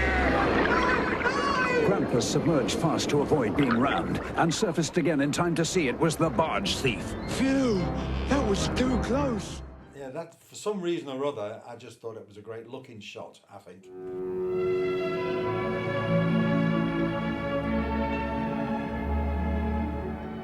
We decided, or David and us decided, what we needed was a big sort of tear-jerking female singer, and you know, Sue Glover was absolutely fantastic. Oh, he really is lovely. Yeah. Good night, Vienna. Good night, Vienna. I think we did that at, before we moved to Shepperton, I think we did it at Ringo's place, Startling Studios, which is where we did the theme was recorded there. So I think we did that there as well.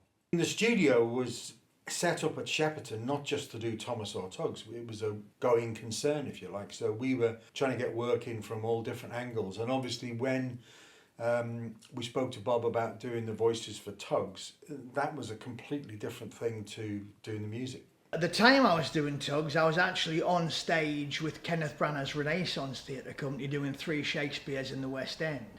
So I was doing As You Like It, Much Ado About Nothing and Hamlet. And fitting in Tugs recordings between that. I just remember getting a job and coming down to Shepperton, and it was great because, as I say, you got to play all these funny characters. When it came to Sunshine, and Bob Cardona was incredibly detailed and meticulous about the nature of the character. And as I say, I was doing Shakespeare at the time in the West End, so I often couldn't talk to him because I was rehearsing or on stage or whatever, and he would say, okay, I'll ring you tonight, Sean. And then he'd ring about 11 o'clock at night and go into really deep character stuff about how Sunshine, you know, felt about 10 cents and all the rest of it. And when I read the initial brief, this cheerful, hard-working little tug, who was only a kid, really. I mean, he's 10 cents little mate, you know, 10 cents was kind of the big boy. And Sunshine was always that kid who's just a little couple of years younger and idolises 10 cents. And I thought that Jackie's voice was based upon a character my father used to do when I was a kid. My dad would put on stupid voices when I was a kid and play, and he had a character called Jackie who lived in the woods. And Jackie lived like wild in the woods. So that was basically the voice I used. And then David or Robert, I can't remember which, said, that's great, but can you make me a little bit younger? So instead of being that coat of where he was like a kid, he became like Sunshine, which was much, you know, like younger. I was looking for 10 cents, sir. Yeah, well, you just found him. Oh, I'm Sunshine, sir. That's good to meet you. The rest of it all was just the actors working together and creating characters. When you've got people like Sean Barrett and, you know, those sort of guys, John Badley and whoever, Joanne Good, then it was great fun to create those characters and try and create the relationships. I worked with Phil Sanderson, the editor, quite closely. I learned a lot about film. I learned a lot about editing working with Phil. And when I was cutting High Winds, we obviously spent a lot of time together. And when it came to doing Warrior, Phil said, I'm a bit lost. I could do with some voiceovers for me to cut to. Phil was a very traditional editor. He used to cut using a splicer. And he liked to have the voices so that he could work to them. So I read through the scripts and I gave all the characters voices because it separated them for me. And also at the time my daughter was very young and I was reading her lots of stories and I'd put on accents to make the stories come to life. So I thought I'd do the same for Phil. So I decided that Sunshine should be a Geordie. I decided that OJ, off the top of my head, I decided that OJ stood for Old Jones, so I made him Welsh. And Big Mac obviously had to be Scottish. Top Hat had to be very posh, and Zoran just came out as this nasty, slightly Cockney character. And when Bob gathered together all the artists, the voice artists, to do the voiceovers at the end of the series, he picked people who had a similarity to the accents I'd put on, so that he got somebody with a Welsh accent to do OJ, and he asked would I like to be Zoran, so I was Zoran at that point. Wait. On your way? It's a mile further upriver. I've been waiting for you like I'm anchored here till I rust. People ask me why my voice for Zoran varied.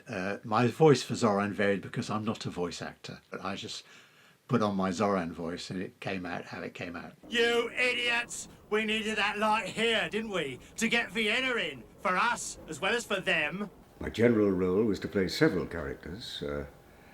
I suppose the biggest one, the main one, certainly the biggest in size, was Big Mac. Big Mac was, well, his name might give you a clue. He was a Scot, and a very reliable and handy man to have around, or handy tug to have around. You be careful, warrior. That's some high load you've got there. Just take it easy. We'll catch those Z-stacks. You see if we don't. There was a lot of fun with trying to identify, you know, how you could play it. And I think I played a South American. And that was great fun. I mean, you know, to do that, you know. Ahoy! Izzy Gomez, wake up! See, what time is it now? I didn't know they had tugs in South America, but of course, you know, if you think about it, you know, they got docks and things, so, you know, maybe, of course they would have tugs. You stars never let anyone siesta in peace. Are you ready to warrior? I no need no tow. Don't blow your stack, only asked. You already promised the tow to another tug. So they give me a big sombrero. It's a cliche in a way, but you know, I have one at home and sometimes wear it. I think the idea was that I think the other characters, one of them is voiced by Nigel Anthony, who basically did it as Peter Lorre. Hey, where is it? I told 10 cents to leave that barge. Here's it. And I think that So I think I ended up doing something quite gravelly. Nothing wrong with it. Anyway, I've got an idea to fool those two. Listen, if we cut through the canal, we'll get there first. Got to. If they follow us, they can't get past because it's not wide enough, right? But it was to try and bounce off him. And I think I played another one, Filbert, or someone else, but I can't. It's lost in the mists of time. Hello, boys, how are you? When you're doing any form of audio work, it's quite relaxed in the studio because there's no rehearsal. You've got a script, there's no costume, there's no character, no makeup or anything to do. And so you are quite relaxed. And sometimes there were what were certainly innocent double entendre in the script, but they were there. Particularly, the one that comes to mind is when Lily, like the lightship, was holed below the water level. And I think it was Grampus, I think it was Lee Corn's character, who had and we all had to say things like, put your nose in Lily's hole. And frankly, the actress playing it, Joanne Good, got slightly hysterical, if I remember rightly, and ended up sitting on the floor laughing so much. He's really jammed in. And it was really difficult because as soon as one person goes in that environment, everybody goes. Oh, I never got involved in that. I mean, I thought it was very childish. I just concentrated on my work, It was great fun. I mean, they were lovely people, and Shepperton is a great place to work. It was the home of British film. You really felt. I mean, you worked on an animated series. There'd been a ton of great stuff made there, and as always, when you're working in those big studios, you do have a sense of history. And the other interesting thing was, I don't remember being directed, which is interesting because either it says that was very good, the direction was very good, and you weren't, they weren't sort of performing being a director. They were just pointing you to and saying this is that. That's, which is because otherwise sometimes you remember directors who do this. They go through. They perform being a director. Especially if they've been actors as well. Robert and David were very passionate about the idea, and they were very fascinated by the true history of tugs in New York. And so that came over, and like when Robert would ring and talk about the character, he absolutely saw them as real characters. And their relationship was in this big bad world of intrigue and these little companies trying to make a living against each other. I remember thinking at the time, how are we going to do this? Because we only had one small studio, really, live area, quite a big control room. So we decided to do it like an old play, BBC play, where all the characters, and there was about 6 or 8 of them, at any one time, all around microphones in the studio area, and that's how we did it. We didn't do it individually mic'd up or anything. It was like a real BBC play. While we were there, we certainly went across and watched them. I mean, the tank was there. In fact, I think it was the same tank we then did Frankenstein in later on. The same water tank, I think. And we were aware of the technical problems, I mean, it was a highly technical thing to do, and originally the models ran on tracks. And I think eventually they had to abandon that because it didn't work and they were just pulled by bits of wire and stuff. To get things to behave when there's water involved is really difficult. You've got to try and make the whole thing work underwater. That was very technically difficult. But the one thing which really strikes you, as with any film, and it's just how slow the process is. You see a piece and it sort of zips along and it's got pace, where in fact the painstaking amount of work involved in changing the faces, of getting the movements right, getting the coordination right. So that was always fascinating to watch. I mean, I've always, like most actors, I'm fascinated by the filming process. After over a year of hard work, Clearwater Features' latest production finally hit British TV screens. This is Tugs. Tugs, first broadcast on children's ITV on April 4th, 1989. And as its horizons began to expand, the chances for merchandising and publicity came to light. I was responsible for the books from beginning to end, so commissioning writers or getting them written in-house, commissioning illustrations, working with the design team if they were using stills, working with the production team on the formatting, for hardback, paperback, board book, sticker book, all that kind of thing, seeing it through all the processes to finish copies. And it was really exciting going into the set, which was like a huge aircraft hangar with what looked to me like an above ground swimming pool, and just going around and watching them do a bit of the filming was extraordinary. It was just very, very exciting. I had seen Thomas being filmed down there, but the whole thing with the water was just so amazing.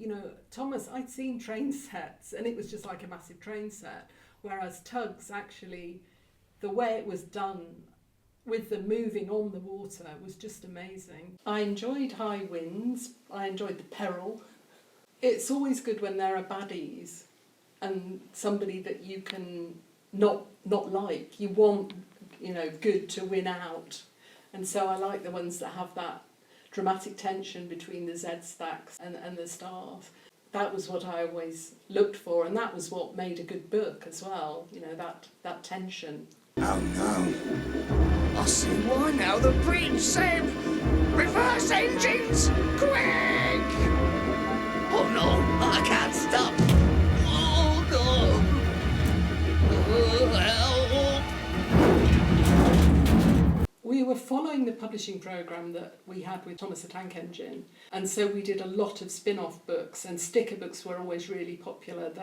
After storybooks, they were always what we would do next with a licence, and so that was why we decided to do some sticker books. And they're fun to do, and they're fun to play with if you're a kid, so that was really why we did them next. If we'd gone on with Tugs, if it had developed into more series, we would have had a whole raft of publishing with other things as well, but at least we did get as far as the sticker books. It wasn't until much after the release of Tugs, but they had an annual that came out, and we quite often did, obviously had to do publicity shots and obviously just filming, and the sets, were a reasonable height, and we all had to duck down behind the sets during the set, during the shot and all that kind of thing.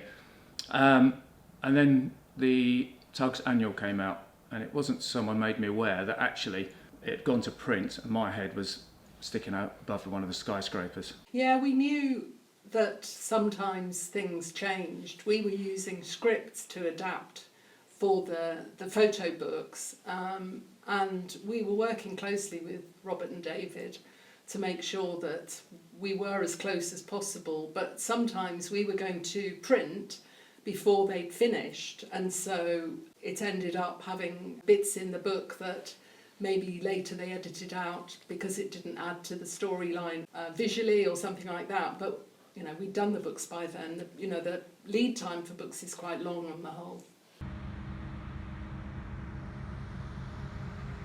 We knew that the National Railway Museum at York did very well out of Thomas the Tank Engine. When Tugs started on television, we hoped that Tugs would become, as famous as Thomas.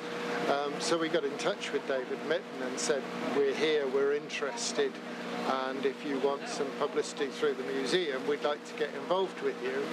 And so we got involved with David, and then David brought the Kennet down here, which was his Tugs tug, and we started having these things called Tugs Weekends, where we would get as many tugs as possible on site and as much action and activity going on. And of course we put the films on, and the tug models came down, so we always had a selection of tug models in 1989, 1990, and David was usually around for those weekends. Other companies involved with the merchandise included the die-cast toy company Ruttledge, as well as Castle Vision, who handled the UK home video distribution. While Tugs' time on British TV was short-lived, there was efforts to expose the series across the world. Its most successful venture was in Japan. 僕らタックス、愉快な船の仲間たち、おっきな港で遊ぼうよ。お前荷物はへっちゃらです。やったー。僕だって、君の部屋にやってきた。テンセンツとサンシャイン。ワクワクスケール。小さくったって力持ち。それがタッグス。港の人気者。押す、引く、運ぶ、何でも来い。僕らタッグス、海の機関車だ。やるぞ！Tugs also made it to countries such as Australia and Finland, with dubs being produced for each country. やあ、OJ。あのブルーノーズのやつと来たら威張り散らして、もうやってられないね。Aivan minullakin on ollut toraa hänen kanssaan, herrulles. Pitäkää nuo pojut linjassa. I haven't done this job every naval exercise. Report to me when you're finished, they say. Tugs would eventually find its way to America, but not in the way initially expected.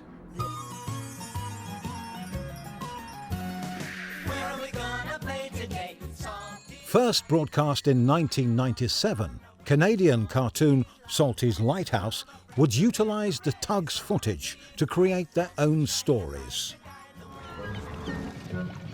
What a beautiful, beautiful day here at Snugboat Harbour.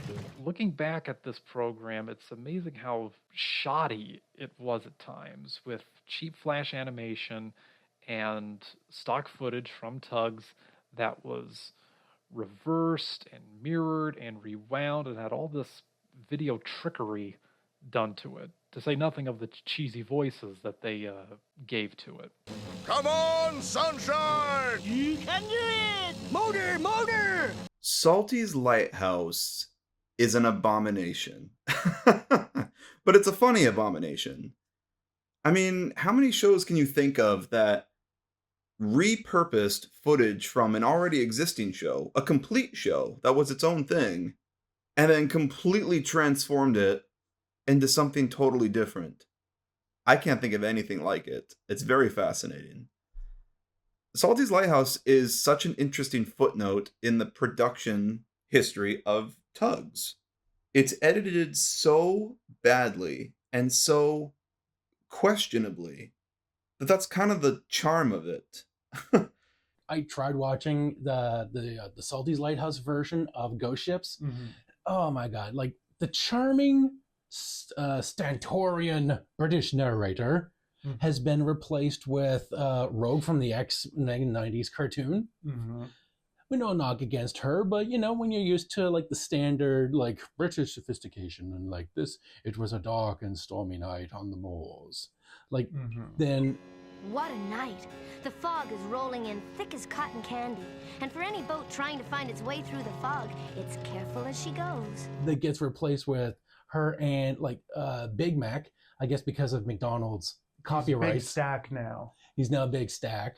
And censoring the name, which I also love. Which is also, like, Big Stack is also a name that sounds like it should be censored. Exactly. So it's interesting what they wanted to take away and add from the original. Watching this show is like watching The Room by Tommy Wiseau. Oh, hi, Mark. The fun of watching it is tearing it apart as you go. I can't say that I hate it, nor can I say that I think it hurts Tugs' legacy in any way. If anything, it makes the whole history of Tugs even more interesting. What basically happened is this company got the 13 episodes and they just decided to recut, re-edit, repurpose them. And instead they took 13, 15 minutes and they converted them to 40 sets of 5-minute episodes, which is pretty ambitious. Yeah. Because you're taking this and you're recutting it times 40. And I know the running time is 5, but you're taking that and you're like making 40 individual stories that most of them like reusing previously done material. And that's incredibly ambitious. Some scenarios from Tugs would be played out differently across different Salty's Lighthouse segments, such as this sequence in the Tugs episode Trapped, happening 7 times in Salty's Lighthouse, or the events of Jinxed being played out twice. This loose handling of the Tugs footage would end up producing mixed results. Oh, there's liners and barges and garbage to tow. Gonna blow the old horn, just like so. Tugs are a-workin', they never go slow. Give the boat a minute and blow, man, blow. It's safe to say that Tugs wasn't treated well on Salty's Lighthouse. However, prior to the conception of Salty's Lighthouse, there were attempts made to bring Tugs in its purest form to the States, with a test US dub being produced. While back home in the UK, efforts were being made to reignite interest in Tugs. But despite everyone's best efforts, the US dub, among other plans, never produced results. Tugs would eventually fall into the memories of television's past, destined to be forgotten about forever. But unbeknown to many at the time, Tugs had struck a chord with many people through the 1990s and on into the new millennium. And with the help of rising internet forums, a cult following for Tugs slowly came together online. My earliest memory of Tugs would be being about 4 or 5 in my nan and granddad's house, watching the VHS tape of Sunshine. It was when I was at school, when I not long started school, when I was between about 5, 6 years old. Well, to be honest with you, I was introduced through Tugs through a VHS. When I was a kid, obviously, I really loved Thomas the Tank, which loads of kids those days did. And I was bought the VHS by my parents, who literally saw from the sister makers of Thomas the Tank. So that's how I got introduced to it. That'd probably be when I was about, I'd say 5 or 6 years old. More than likely it was when, because at the time I was quite into Thomas the Tank Engine, and my mum probably saw the videos on the shelf and thought, oh, likes the talking trains, maybe you might like the boats as well. Still got one of my originals here. I think probably most of the memories I have of it would be actually playing with the toys. As we know, the UK market was quite limited. There were only 2 Ruttles ever made, and so I'd have to make do with like other brands. Like there was I think it was a Hot Wheels or Matchbox car, like ferry play set that would substitute in for like the port or dock side and that. As I got older, I kept thinking about this weird little show and wondering, where did they get that wonderful tugboat footage? And come to find out, it was this amazing British television show that could have been the next big thing in model animation. I first found out about the show Tugs, basically my teens. And I heard about it online from the Thomas the Tank Engine fandom. And I was like, Tugs, what's that? I've never heard of that show. And eventually I watched the whole show within over I think a whole day or 2. And I was like, all right, well, this is a great show. And I was like, all right, is there any more? And I found out there's only 1 season. I'm like, oh, well, that's a shame. My earliest Tugs memory would have to be when my mum used to buy me VHS tapes from Pine Stretcher, and they would always be in the bargain bins of the shop. And amongst the videos, there were videos of Tugs, and I remember I had 3 VHSs of Tugs when I was young. So I had one of Sunshine and Pirate, I had Trapped, Ghosts and High Winds, and then I had High Tide, Warrior and Big Freeze. The High Tide Warrior and Big Freeze VHS, that was actually on a different, placed onto a different VHS because it was labelled as Jinx, Quarantine and Upriver. And for some reason, every time I saw that VHS and when I was put it on, I always kept thinking these are the wrong episodes. These are not the ones I was expecting to see. And so that was actually a bit of an odd VHS tape for me to own at the time. Tugs has always been a big part of my life. It was always there in the background whenever I was, well, I say background, I had a couple of VHSs of it when I was a kid, some stuff that we recorded off TV. And I remember sitting there watching it with my mum, my dad and my brother and torturing them with it. No, not really. They loved it in their own way. And it just, it hits on a whole different level that I haven't seen in a kids show since. You felt, on the episode of Munitions, you felt like there was danger, there was doom on the horizon, especially on upriver as well with the logjam. Oddly enough, as far as Tugs is concerned, I knew it existed in childhood, but it wasn't really until I was about a teenager, I think, before I officially came across the episodes themselves. So, in effect, my introduction to it was somewhat later than most. However, for what it's worth, it was definitely something I was aware of, that much is clear. Good morning, Starfleet. Today I've chartered another switcher to help out with the extra work. He's from upriver. 10 cents, he'll be working with you. Show him the ropes. My favorite character is 10 cents, and I really like how kind-hearted soul he is. 10 cents sometimes can be a little bit cheeky, you know, because I liked it when he teased Top Hat once on the first ever episode, Sunshine. Only good for day workers here. Might brighten you up a bit, Top Hat. I resent that. Definite favourite would be 10 cents, because you know he's quite cheeky, he's cocky, but he can be quite headstrong, and he's very determined when he's focused on something. Well, let's get a pirate. He'll be sorry you crossed me, I'll tell ya. Just a minute, 10 cents. It's a bit complicated. I want him now, to prove it's not me. Although it's a very close favourite after that, it'll probably be Warrior. You know, he's got a big heart at the end of the day. And Top Hat, just because he's got some brilliant one-liners. Go into reverse if you please. It's my water. I repeat, it is my water. We're heavier. My load is wider. It's got to be Top Hat. It was his wit. It was some of the wit that he had was very quick. Of all the tugs, I get the clumsiest. It'd be great if you and I catch him.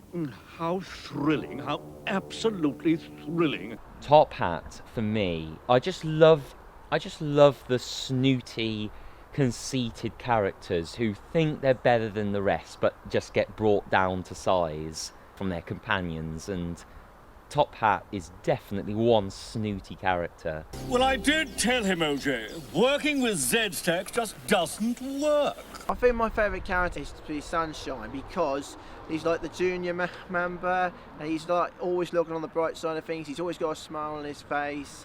I just love his Geordie accent that he has.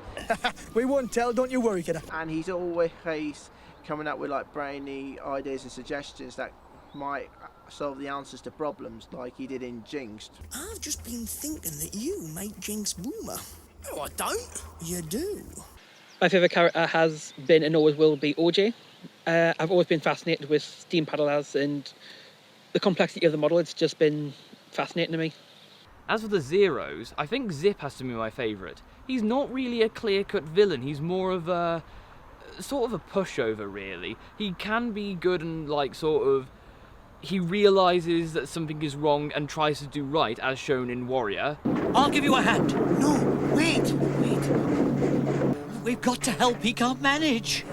I don't think there's any characters that were forgettable. Every one of them is memorable in their own right, even if they may have been only in one episode or so.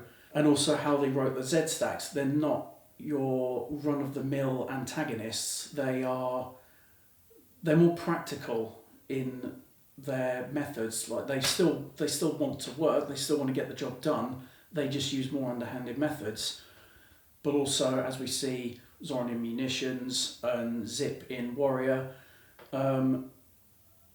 if needs be, they will step up and, you know, they're actually concerned about the safety of their rivals, basically. You know, Zip could have quite easily left 10 cents to his own devices, but he's like, no, I want to help. So there's that diversity in character as well. It's rather hard for me to pinpoint a favorite character from Tugs, because it is such an ensemble show. Almost all of the characters had a moment to shine in a given episode. Only a game, you understand, Hercules? I know all about your game, Zoran. Beat it, and take your driftwood with you. Oh, I'm going to. You'll hear about it from the Navy, don't worry. If I had to pick maybe one, it might be Zug, just because the fact that you had a character in a kid's show talking like Peter Lorre. I'm only carrying out orders. Zoran can't blame me. It just gives me a laugh every time I hear it. Zoran I just appreciate as a villain. but he's not like evil for the sake of being evil. He's just really deadly pragmatic. Like, he'll screw with the Star Tugs as much as he can to get an advantage, but he won't mess around with explosives because it's like completely ridiculous to even try that. Shut it, the paddler's right. We're not moving that barge, mister. I like Zoran. He's my favourite character. Why? Because he has some of the best lines in the show. Yeah, I know, but he's bigger than me. He's towing barges, dummy. His route is close to the mud banks, okay? Yeah, so? So, you stuff him onto one. Okay? Stupid? He does what he's supposed to. He's a very effective bad guy. You know, like, you get like pantomime villainy where they're not a threat at all, whereas Zoran can at least be threatening. Glad to be of service. He's just a lovable scoundrel, and it was always satisfying whenever his schemes failed. The other one is Hercules, because he's just so suave and charismatic. Even though he's hardly in the series, he just takes no nonsense from anyone. My favorite exchange of his is when he's arguing with Blue Nose at the start of Munitions. Attention, nothing. I'm finished here, old darling. Moving out. And there you do, not to let check things out. Check all you like, sweetheart. I'm needed elsewhere. In Tugs, Hercules is this sort of wise guy, sort of sarcastic guy. Sort of like me sometimes. So yeah, I guess he'd be my favorite character. For a while, I was fascinated by lighthouses. I don't know why. They just seem to interest me for some reason. And I think it's probably because of the functionality and the mechanical process that went into it. So I think for a while, Lily Lightship was my favorite character, and I always was very pleased to see her when she's on screen, because I kind of like the way she's designed in terms of a lightship, and thought that one day maybe is it possible to try and recreate a model of Lily. Boomer is my favorite character, and he always has been. You know, you usually, in most like shows or movies, like the stereotypical jinxed character is always like depressed, down on himself, sad. But here, no, Boomer is just, he's grumpy, he's jaded, he's very sarcastic. Very droll, sir, very droll. He has a very dry sense of humor. Me horse is jammed. You let me take the barge and where Trevor Lloyd is. Just what I thought would happen. I feel he's someone that everyone can relate to a bit. Especially in the modern digital sardonic social media age that we're currently living in. Favourite character is Zebedee. I really like the Scouse accent. I can't remember the voice actor escapes my mind at the moment, but I really enjoy the Scouse accent. I think he's voiced brilliantly, and I really just enjoy overall the deviousness of the Z-Stacks as a crew. Strange how ordinary people can suddenly turn criminals, Em. It's the evil inside them suddenly comes out, Zack. Yeah, you two'd know all about that, wouldn't you, Zack? And they can't take a joke, neither. You notice that, Zack? Zebedee is like one of those outsiders of the entire fleet that isn't bright, but also you can actually relate to. You know, the way that he tries to do the right thing, but also trying to do his job, in which that makes him, you know, an outsider of the Zero Fleet. And that's something that really baffled the other characters that they don't trust, like Zoran or Zack. You know, they're the ones that don't trust Zebedee at all because of his decision making. I'll tell you where you've been. You've been helping those star switchers, you creep. Ought to be a goody-goody Star Tug, would you? Because he seems a bit more, much more of a mysterious character in a way. And I think if the series had progressed into another series, I reckon his character could have been fleshed out a bit more. So I think my favourite episode would be Warrior, probably because it's got a really good balance of the story, the setup. We see the rivalry between the Stars and the Z-Stacks, the action and suspense, like how Izzy completely disregards maritime practices by not having a tug to tow him in. That is also a good guideline to say, you know, don't take unnecessary risks. You know, there's a reason for these rules and that and everything. Viva, viva, viva! You guys is always trying to tell me I need a tow. Move out of my way, please. But there's new rock foundations. Hey, what happened? course, the action sequence of Izzy smashing into the rocks is a really good sequence. You know, you see the rope, one of the ropes that's holding Izzy up. You know, there's a tension of that when that snaps and he falls back down. Will they succeed in getting him off the rocks, or will poor Tenzin get crushed? You know, first time watching it is a really good build up to, you know, to the triumphant end. But it also really makes Warrior, the character, shine as well. Like, although we do see his clumsy nature, and sometimes he can be a little too overeager at times, his strength of character and his, you know, willingness to do what he needs to help his friends really does shine through in that episode. My earliest memory of Tugs would be the episode Ghosts. I had that on VHS when I was a little kid. It was specifically the part of the episode where 10 Cents and Sunshine are out in the sea and the iceberg below, you know, sinks, and there's that ship that rises from below, and there's that ghostly face that Sunshine thinks is Neptune, and then they just start screaming and trying to get out of there. That stuck with me for my life. Just such a good episode, such good atmosphere, and the kind of thing that makes a 3-year-old start crying. With Ghosts, I love the atmosphere of it, and the ending. It's weird. Sometimes my favourite episodes often come about simple stories, or stories that are more ambiguous, and Ghosts has a fantastic ending monologue from Captain Star, coming in with... Later on, Star Tugs found they could laugh about it. But they never forgot the fog that nearly sent them crazy.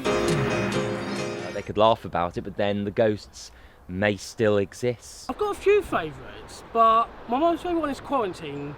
My favourite bit ever has to be when Captain Star made his decision about OJ. Instead of scrapping him, he takes him to Lucky's yard to get repaired. 10 cents, tow OJ to Lucky's yard. New engine, complete refit. Yes, sir, Captain Star, sir. Yeah, right, at once, sir. And that's like, you can't lose a member, not just a crew, but it's like you treat the Tugs like family. My most favourite episode ever has to be High Tide, because I just love the railway bridge collapsing scene and how Top Hat saves the train. We can't save this one! It's impossible! No, it's not! Push me under that rail, quick! What? Oh yes, I see! I get the idea! Right! High Tide, because that's the one that sticks out most. I would have watched that episode on repeat constantly as a kid. I don't know if it's because of the training element. I don't think it's that. I just think the anticipation of the actual action itself was fantastic. The music for that whole sequence with the bridge collapsing, just phenomenal. Absolutely amazing. And of course the episode Munitions as well, with the whole dockside going up and Blue Nose being a naval twit, as he's called. You naval twit! You scrapped a brand new barge deliberately! My favourite episode is Munitions, mostly for that little ending scene with Sunshine and 10 Cents. Just the emotion behind Sunshine's voice. 10 Cents should have been back by now. We must all salute a very brave Tug. I just admire the sheer skill it must have taken to pull that off, especially with practical models. Like, I always respect it when people create physical models with the sole intent of destroying them. Just how crazy the action was with half the docks blowing up, all the scares, all the screams, seeing a bit of a better side to Zorin in that episode he didn't show in the other ones really, and the ending narration by Captain Star about always respecting fire or it will destroy you, your surroundings and all of your friends. That was such a damn good mic drop moment to end off on. Always respect fire. If you don't, it will destroy you, your surroundings, and your friends. Fans from around the world, whether they be young or old, male or female, came together with their shared passion for the work produced by Clearwater Features. Whether it be through fan model recreations, online sources for research or fan stories, their love for Tugs is evident. I used to go into the library in my spare time and just sit down and start writing scripts for my series. I came up with the characters and the names with a group of people online. Some of them will say they thought of the character's name, and some people say I thought of it, but it was a group effort. But I got inspired by it just clearly because I rediscovered Tugs again. I'd forgotten about it for a while because I'd not had the VHSs on hand, and then I rediscovered Tugs, and I thought, this is quality writing. This needs to continue somehow, and that's what I wanted to do. I told a tramp in earlier, which said it had German spies on board. Worst thing is, there's a bomb set to go off in 1300 hours. Where? The ARF Bedden. Dear God, that'll destroy the whole base and life around it. Tugs has inspired me a lot to do with models. I've always wanted to recreate something like that. It's also through the dedication of fans that many artefacts from the show are being found, preserved for future generations, and bringing the fans together over their mutual interest in this cult programme. Unshaven, yes. Slightly pursed lips. Go on, tell me, who's that? That is himself. I thought I was better shaven than that. I mean, as you see, I have a beard now, but that's because Christmas is coming up, and I thought I'd help Santa. I didn't know about that. It's really exciting, and I was thrilled when Elliot got in touch with me about it, because I've got a great fondness for the TV series and for the books.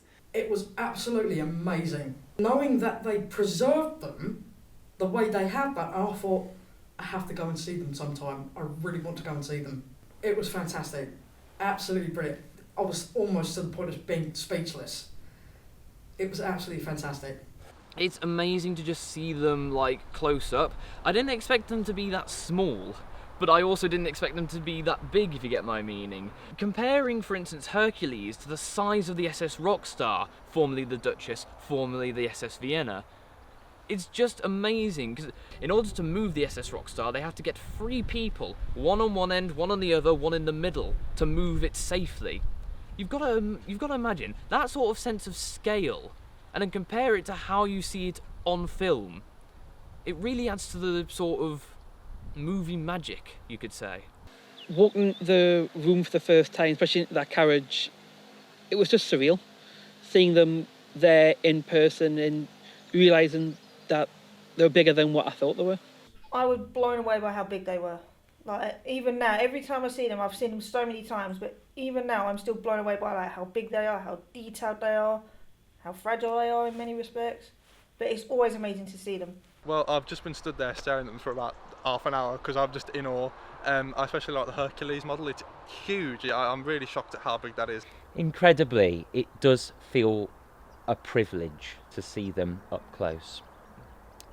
It's a very special moment to actually, because pictures and photographs, they give you, they reveal all and sundry, I suppose, but when you actually go to the museum, you go and see them firsthand, your eye can see things which a picture cannot.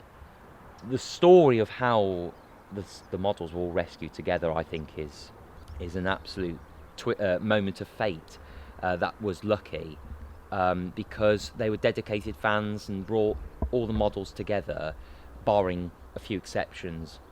It was a bit like seeing a celebrity in real life in a way, because you'd always seen these models on TV.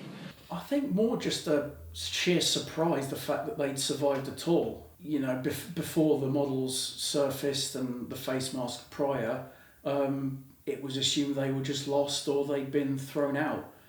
And yeah, just to see how much detail was put into these models that you might not necessarily see in the episodes, it shows how much dedication and hard work that the crew, I think, put into it. There was a lot of love that went into making it.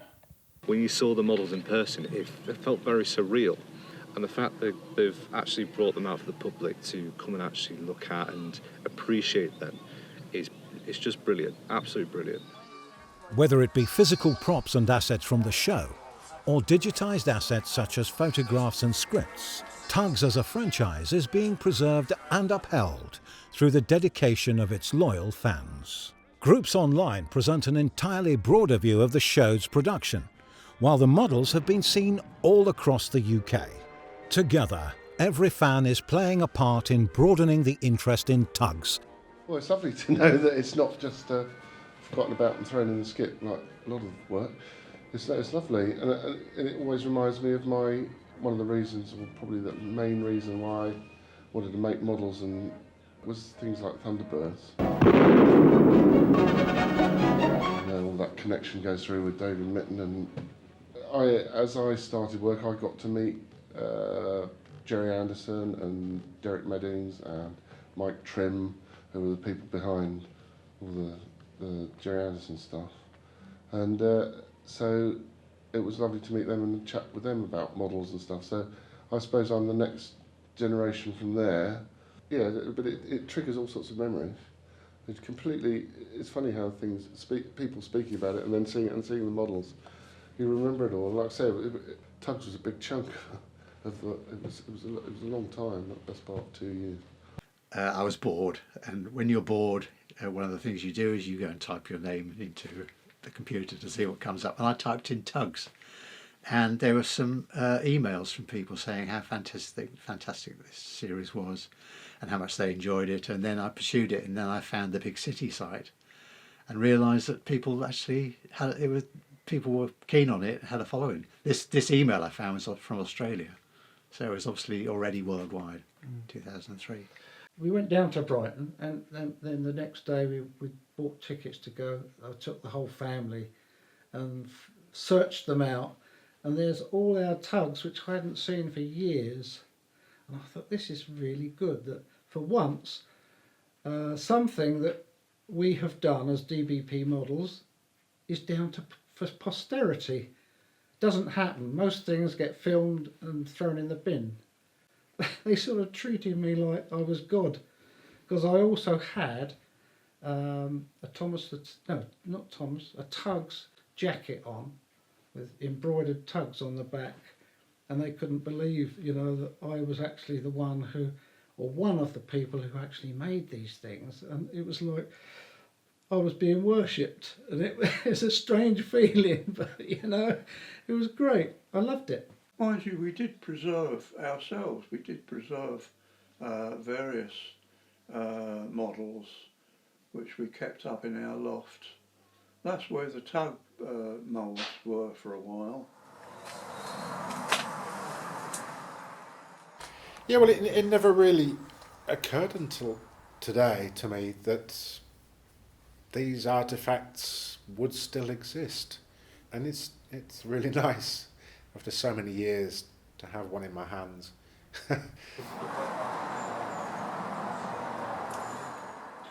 Seeing the models again, finding out they existed was amazing.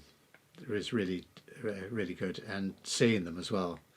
Actually, funnily enough, seeing them, I realised what a state they were in after having been covered in blue dye from the tank and all the general stuff that just went on.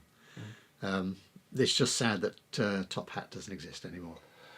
It's not just the models, it's also meeting other fans, like make new friends as well, and that's what we love about these events. Make new friends, indeed. Seeing other friends who we knew, like old friends, meet the old, make new, that sort of thing. Yes, and hanging around with them and learning about how new friends while you're here at the event just makes it more fun and more exciting, and it's just you learn a lot when you come to this event. Absolutely. It was good to see them personally. It was really good, because it was, rather than just talking to them over Facebook or social media, you actually got to see all these people personally, and to literally talk to them face on, and to ask them how they felt about owning these. It was really good. Being able to experience how much passion others have for it, being able to trade ideas. I mean, the number of times I've met people and we've ended up trading dialogue with one another and recreating the voices and the lines and so forth. That's fun in itself. Being around like-minded people who are into Tugs and Thomas, it's nice to be able to talk and relax and have good conversation with people and have little debates and have fun. It's very nice to talk to people that sort of get what you're talking about as well, which is nice, rather than someone staring at you with a blank face. Oh, what's Tugs? It's like, no, everyone knows what you're talking about, and you can have great big long conversations with people, and it's loads of fun. So I've started building this, and you know, I don't want it to ever be mistaken for the original, although it is a pretty good replica. So I was thinking of doing it in the Star Tugs colour, because originally there was talk about Grampus in the final stage that you see him. He's actually adopted some of the colour scheme of the tug, so a yellow superstructure up there, maybe red fins with blue and white stripes, and then he was going to have the number on his breather tubes up there. But that never happened. But I think it would have been good if it did. So I'm probably going to paint him in Star Tugs colour. It's a real delight that people love them still, and people do. I mean, I get requests from people who love the show for, you know, whatever, ring up and talk in the voice or whatever it is. And it's a real delight to think that people are still enjoying it. At the time, people don't realise how much of an effect something's going to have, but when you look at the longevity of something like Tugs, and I still have people contacting me who were not alive when it was made. I mean, you yourself are you know, younger than the series. And that's an incredible thing, to think that a whole new generation of people come to it and are so passionate. I was contacted by a fan from Nova Scotia only about a month ago, or 2 months ago, who said he'd made a model of Sunshine and he was going to send it to me. And he did, and tragically, by the time it arrived, I was filming. And no one picked it up, because it got sent back and damaged in the process. And he then came back to me and said, look, it's arrived back. And I said, sorry, I was filming. I had no idea I was expecting it. But he said, okay, well, I'm going to repair it and send it to you. So he's going to contact me soon when it's finished. And that's an incredible thought, that someone could make a model and wish to present it to the actor who played the thing originally. I remember a couple of years ago on my birthday, someone sent me a redubbed piece in tribute to Sean Prendergast and his performance in Tugs, and it's incredible to think that somebody does that, or that it's important enough to people for a job which really, you know, from an actor's point of view, took a week. How you doing, Mike? Hey, you're looking fine. You're looking fine. And I'm very, very happy to be a part of your existence. Okay? Take care of yourself, pal. From just being a concept to its endless production history to the dedication of its devoted fans, Tugs' legacy has lasted longer than anyone at the time could have imagined. I'd have to say thank you for working on such an amazing, wonderful show. Thank you for making something so groundbreaking and original, and thank you for being such an inspiration to my own work. Thank you for everything. Thank you so much for all the hard work that you put into Tugs. It really, really does show. Thanks for the Geordie accent. You impacted a lot of our lives with your direction and your drive to really push the boundaries of what could be done in just a simple kid show. Thank you for making such a magical series, and you know, to make dreams come true for the future, like us seeing the actual characters. Thank you very much for bringing Tugs to the TV screen, as well as the other show you worked on, Thomas the Tank Engine and Friends. Thank you so much for everything that you've done for making that show what it was. You've created something brilliant. I think what's been done with Tugs, and especially the model making, is it's incredible how much detail they went into. And the whole crew, in fact, everyone that worked on it, I would just like to shake their hands and say thank you. I'd just like to thank him so very much for coming up with the amazing idea of a show about a sentient tugboats in the 1920s. Yeah, I'm just surprised that it's still carrying on. Nice to hear, actually. Well, I'm glad to hear that you're still enjoying it and still keeping its memory alive. It's sad that it didn't go for a second series. I would have certainly liked to have worked on one at the time, but I guess the 13 episodes that do exist, it was certainly fun to do. We did a good job. I think it looks fabulous, and I'm glad that it's still appreciated and still loved. Thank you. Thank you very much. I'm glad that you all loved it so much, because I put a lot of love into the books when I was making them and got very excited about what I was doing. It's lovely to see that it's supported. Like I say, like I fondly remember seeing Thunderbirds as a child. If you're remembering Tugs in the same way that I remember those sort of things, that's fantastic. I think it's lovely to hear that people enjoy what you've done. Thank you for enjoying the show. We put a lot of love into it. It was certainly an absolute pleasure to work on the show. It's great fun. It's good viewing. Thank you, fans. It's always nice to have your work appreciated. Good luck. I hope, because of the effort that they're putting in and have been for some years actually, I wish them the best of luck. I'd just like to say thank you, and I'm really proud that other people have appreciated our work. But persevere, you never know, it might get remade. I appreciate your interest, and I think model making is now, because of computer generated animation, a dead or almost a dying industry. Keep the dream alive, that's what I would say, because I think it's a great legacy, as I said, for David Mitten and Bob Cardona to keep this whole dream going, because I know they would, well, I know David would particularly love to know the legacy lives on. There's one thing I'd like to say for you Tugs fans: keep at it and get those DVDs out there.